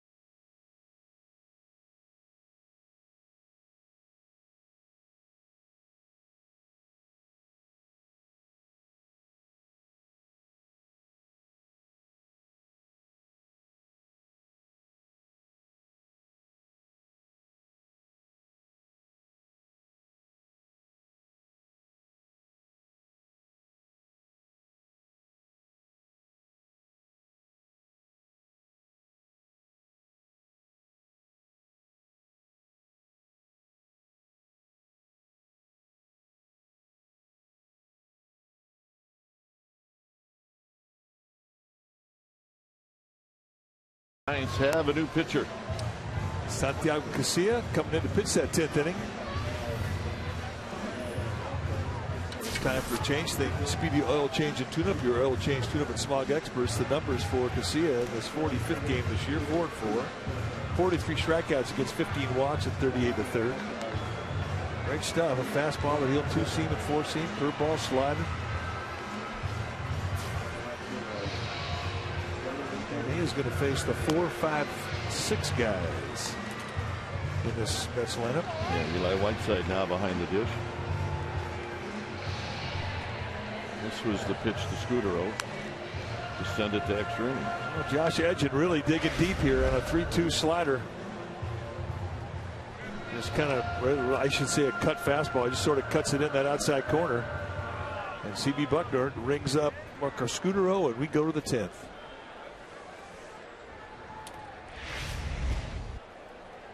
So here's Hairston to lead things off.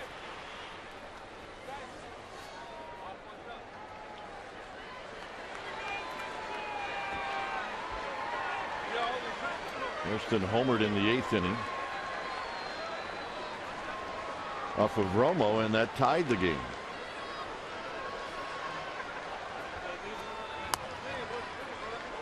Slider is wide, 1 ball and no strikes. A lot of extra inning games lately for the Giants.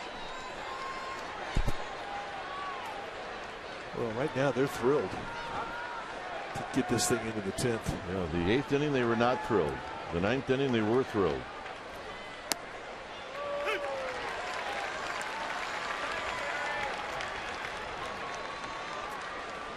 Giants trying to put the end to a 4-game losing streak. And turning that worm around can be difficult at times.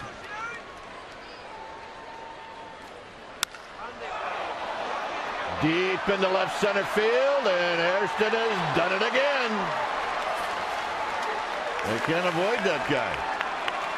Well, this is not a hanger either. He measured out a breaking ball from Casilla. And that was loud. 14th home run of the year. And let's watch it. They sit up in the outside corner. It goes middle in, and yeah, there was some hanging to it. I take that back.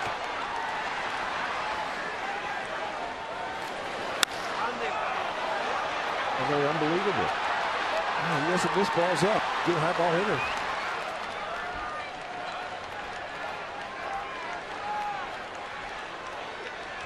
Hey, Giants, you're going to have to come from behind again.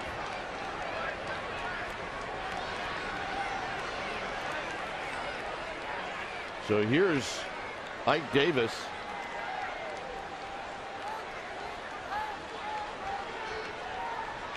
'14 career home runs against the Giants. And Davis takes low.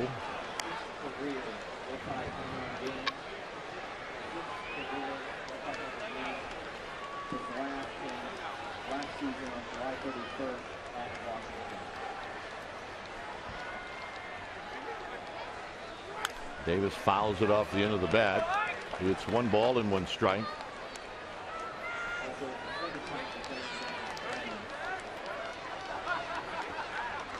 On deck is Jason Bay.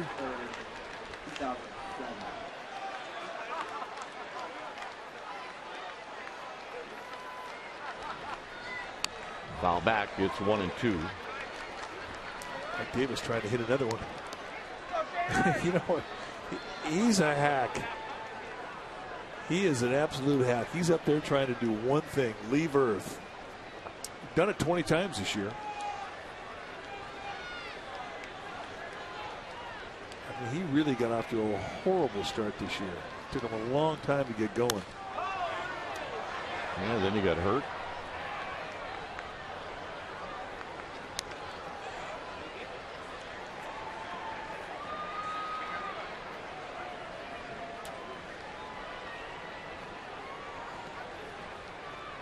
One and 2 to Davis.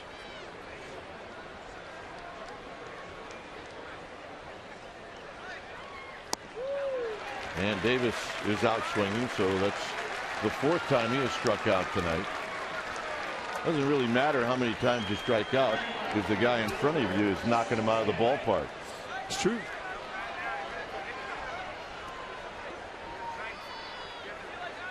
Here's Jason Bay.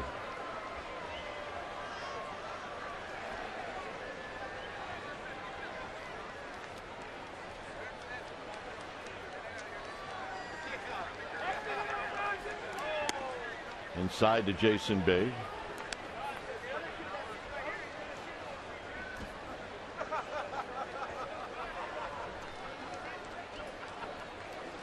It's amazing the mindset you have when you get into an extra inning situation. It at times can become a home run derby game. That's foul. But you don't normally say that here at AT&T because of how difficult it is to hit home runs here.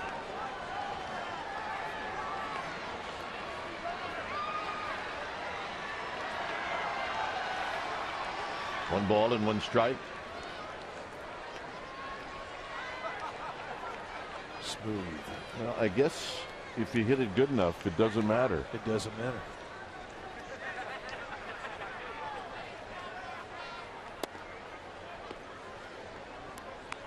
A 2-homer night for Harrison against the Giants. Second time in his career he's done that against the Giants.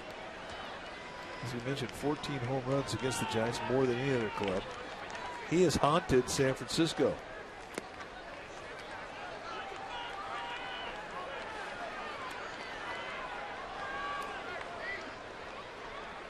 Well, those are the kind of guys you should get, and even if you don't play them, it helps.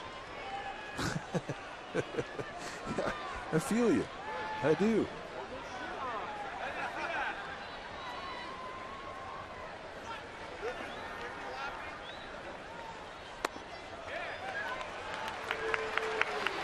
Bay takes the walk.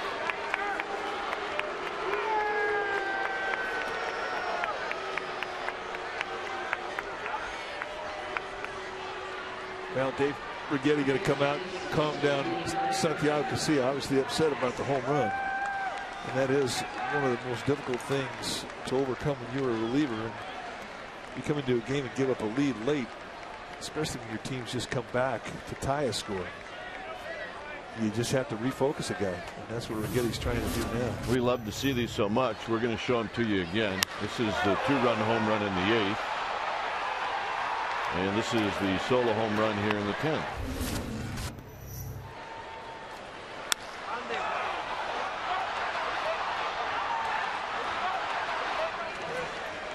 So Baxter is going to pinch hit.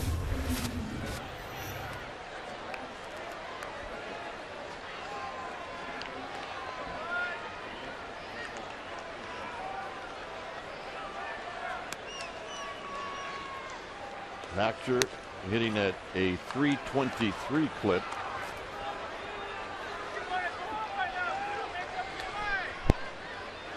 Eight for 18 as a pinch hitter.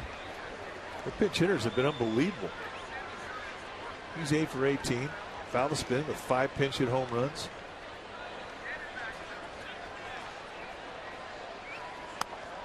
And now Casilla can't throw a strike. It's 2-0. It's a running count right here.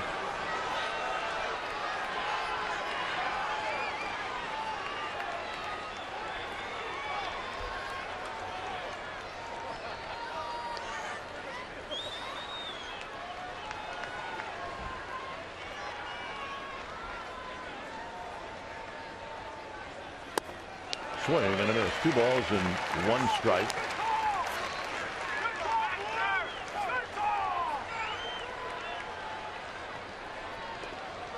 Still visibly upset. You gotta throw those emotions out the door. They're not helping you here. You gotta be level-headed.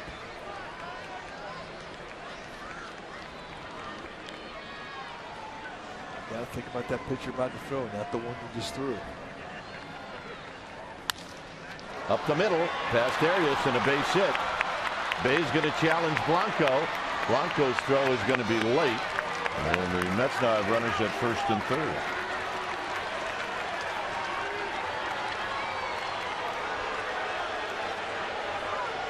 And Baxter with another pinch hit. And Bruce Bochy's going to come out. And it's going to be Hensley who's coming in.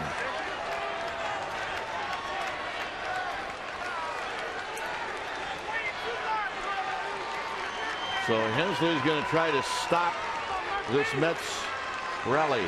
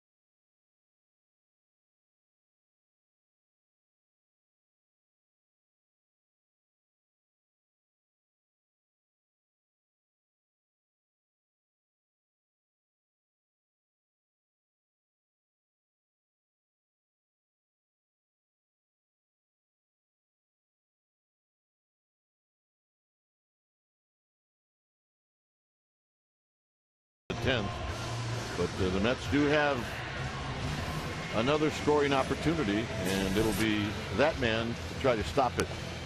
Clay Hensley for the 44th time is coming into a ball game for Bruce Bochy, 3-3 on the year with a 3.19 ERA. And Giants are looking for a ground ball, and Hensley can do that. He can get you a ground ball. Pitch for a ground ball early in this at bat with Rob Johnson, the catcher for the Mets. And if you get to a quick 0-2 or 1-2, then you pitch for the strikeout.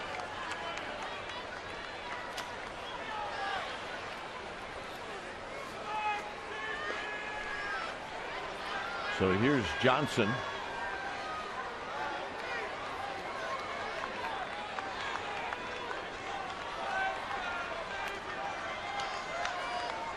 And Hensley will double bluff.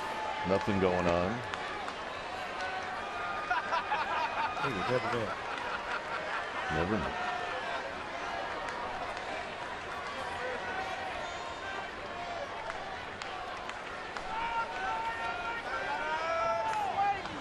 And it's a safety squeeze, and Hensley and everybody's safe.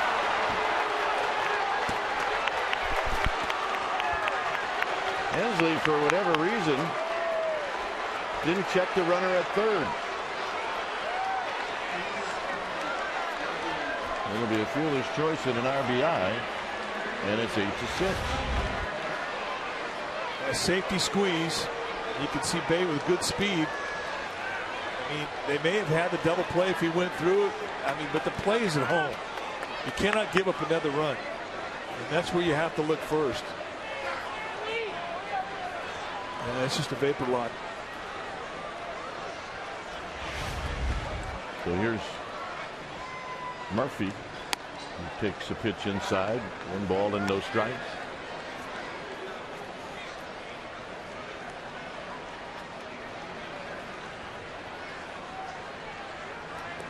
Back to a 2-run lead for the Mets. Murphy swings and misses. 1 ball and 1 strike.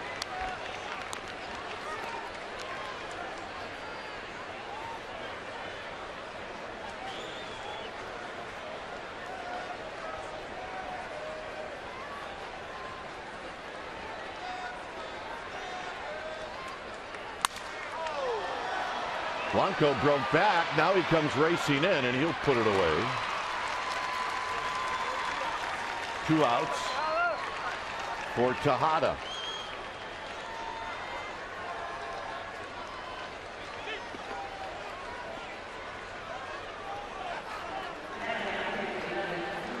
Tejada is 1 for 5.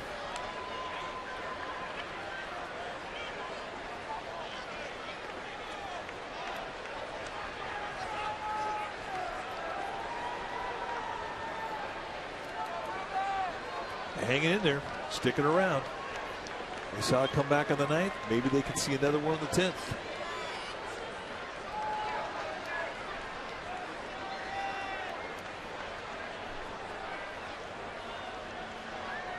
Giants will have Ryan Theriot to lead things off. Swing and a miss. No balls and 1 strike.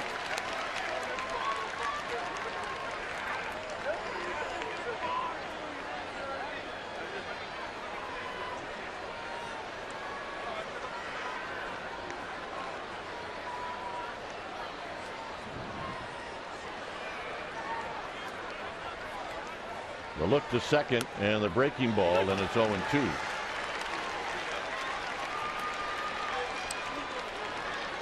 Goals are starting to circle the wagons.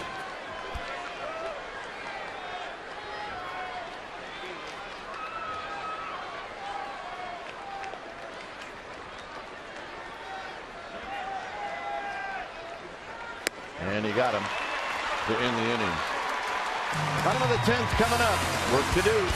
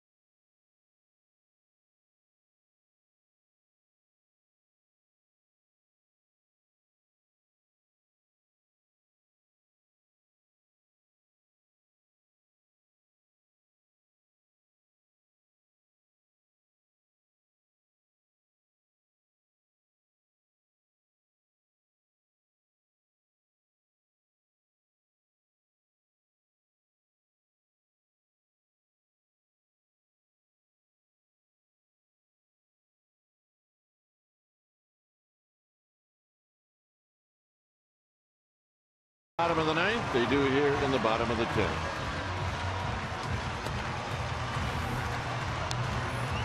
Now, new pitcher now for the Mets will be Manny Acosta. And you take a look at his numbers, and they are not that good. 1 and 2 with a 10.30 ERA.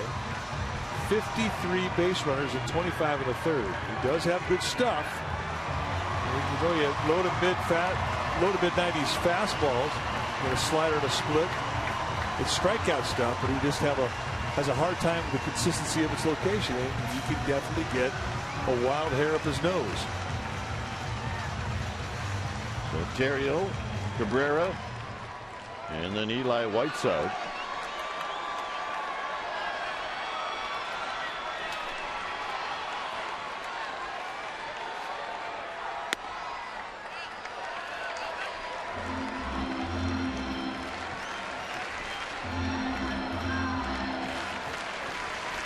Mets have had all kinds of problems with their bullpen this year.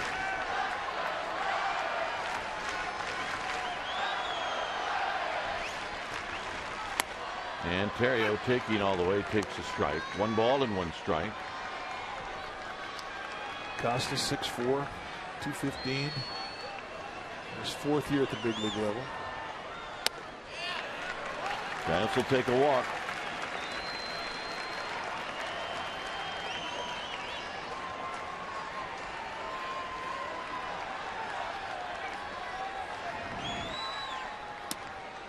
Three and 1. I mean, not close.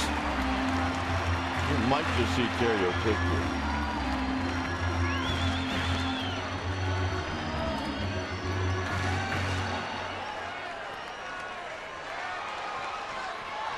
Whiteside eyeball him from the dugout. On the walk. I mean, not close.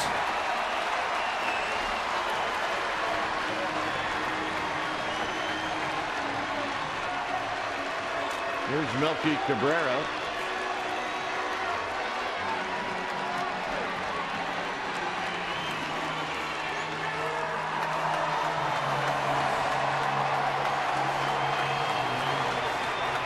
Two more hits tonight for Melky Cabrera.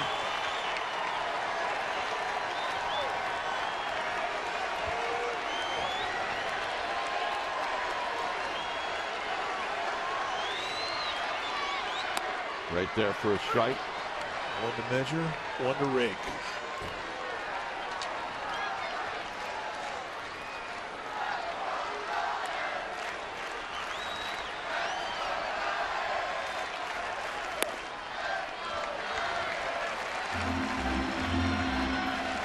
Split just a little bit low.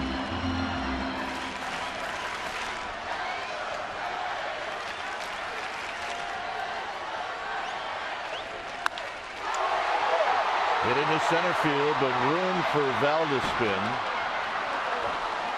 One out. And that'll bring up Eli Whiteside.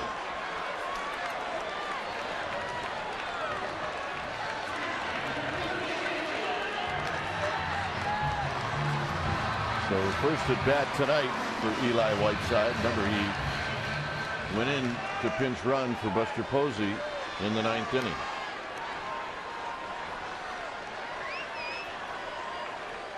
Eli's been known to pop one once in a while. Got good pop in that bat. You better believe it.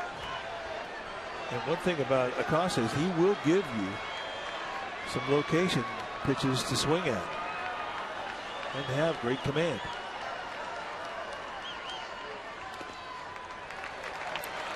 And really, if you look at what he's throwing, he's not getting the slider over, he's not getting the split over. It's the fastball, and basically that's it. So until you get to 2 strikes, you don't think anything else. You're not throwing it over, you don't think about it.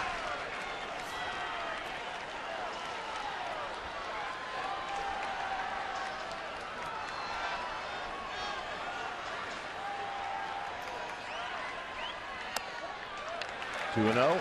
Johnson will go out and have a word. And this really is where a catcher will do. He'll say some weird things out there right now. I mean, they become motivational speakers.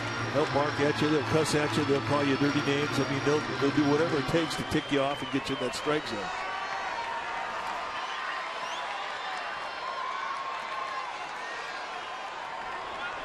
Well, you might see Eli Whiteside sit on a pitch down and in right here. Why not? You're in the driver's seat 2-0. Look for something you can knock in the bleachers.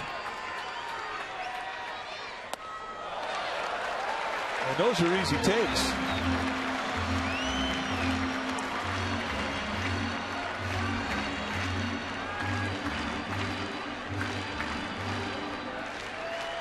He will not be swinging here.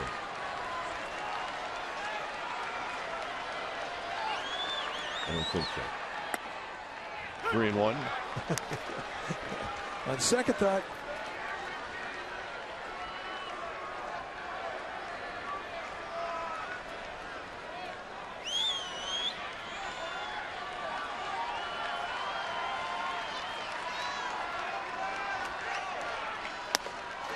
Three and two.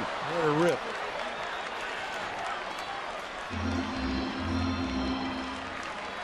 Eli's happy zone is a little lower than that.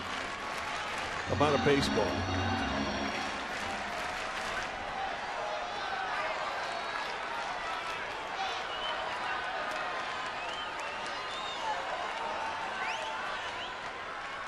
And the walk. Well, that was an easy take. Well, easy for us up here, but nevertheless, it wasn't close. And here's going to come another motivational speech. Yeah, this one's coming from the boss, though. Yeah.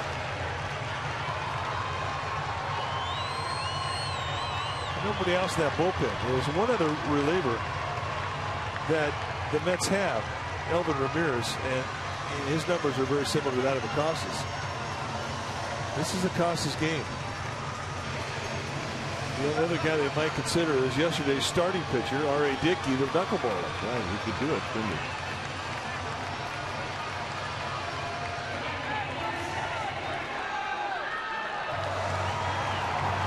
sorry, Dickey.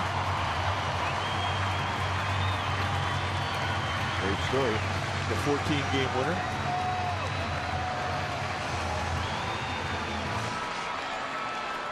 So here's Blanco. Blanco's 0 for 2.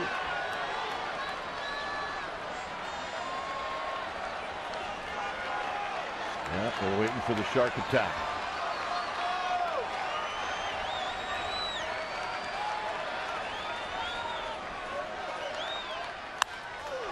High and foul and out of play. It's 0-1.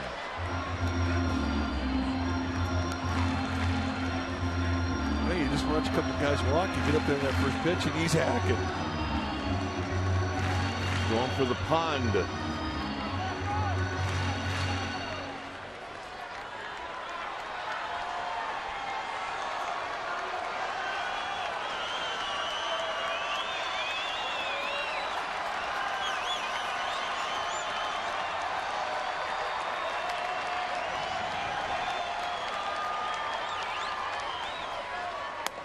High and away. I'm watching Hairston. He's not very deep in right field.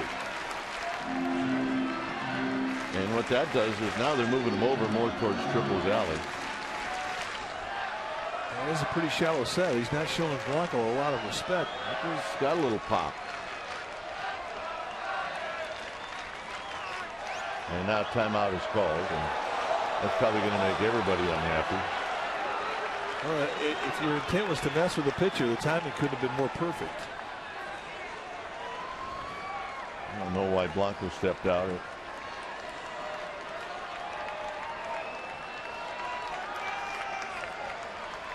Oh yeah, the fingers across, the toes across. She's dropping some evil eye on him. 2-1. Easy take. Not close.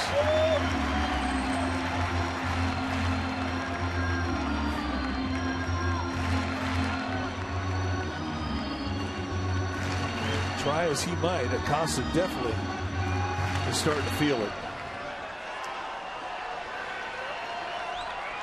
The remaining Mets, the remaining Giants. The 2-1 to Blanco. 2-2 to Blanco. All fastballs.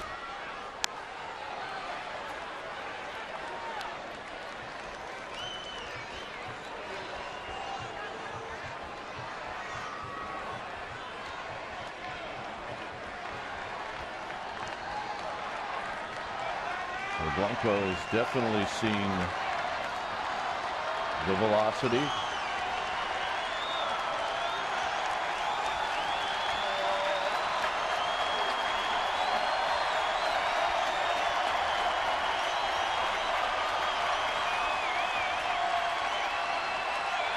And the 2-2 pitch.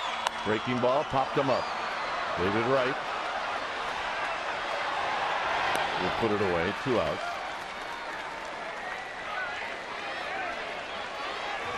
And here's Nate Scherholz.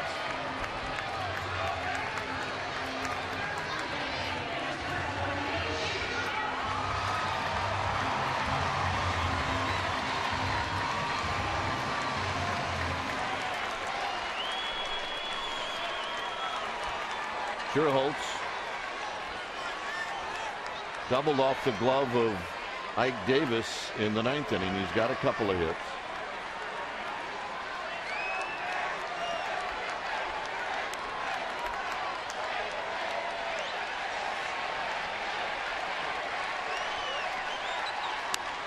And he had a rip. No balls and 1 strike. Hey, he's going up there with one thought in mind. He's looking for a fastball. He's looking for a fastball up. And he got it.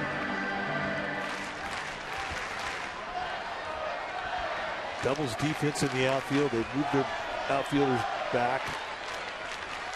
That's deep.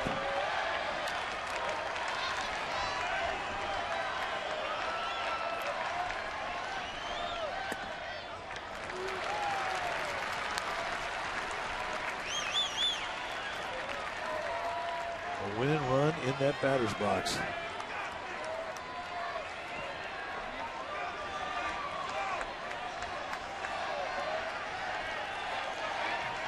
Carriel at second. Whiteside at first.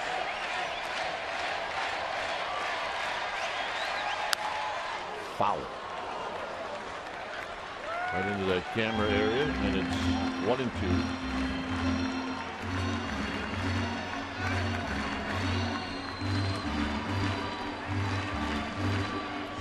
Now the Giants are down to the last strike.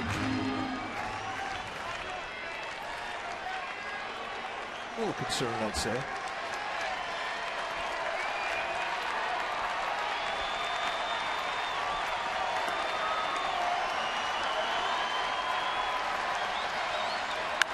Into left field, that'll be a base hit. Carrio's going to score. Whiteside's going to go to third, and the Giants still have a shot.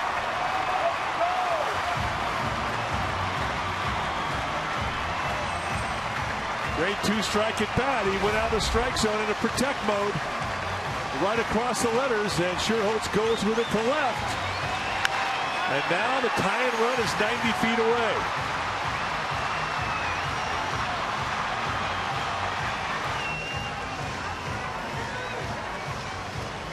The reaction from Acosta.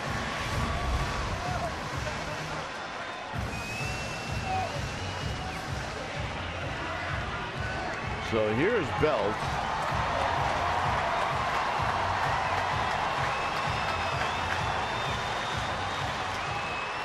Now Clay Hensley is on deck.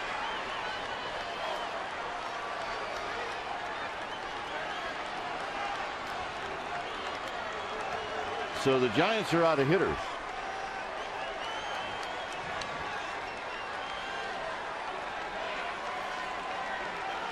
Johnson, the catcher, is looking over at Terry Collins as if to say, what do you want to do? If I'm Belt, I'm swinging at this no matter what. Swinging a drive into center field. Back is Val to spin, and he'll make the catch at the wall. And that's the ball game. So, one of those games where you just never quite know how it was going to end, but in the end, the Giants lose their 5th in a row, and a tough one to lose here at AT&T Park. Well, it really was. I mean, they had this one in the palm of their hand, and to watch it slip away, especially with reliable relievers, is tough to swallow. But, you know, in a night where they've got more hits than they have all year long, 16 hits, a season high, they couldn't come back with a win. Final score, Mets 8, Giants 7. Esurance Giants postgame live with interviews, and the wrap is coming up. But first, let's go to the Sportsnet Central studio for an update. Thanks for watching San Francisco Giants baseball on Comcast Sportsnet, part of the NBC Sports Group.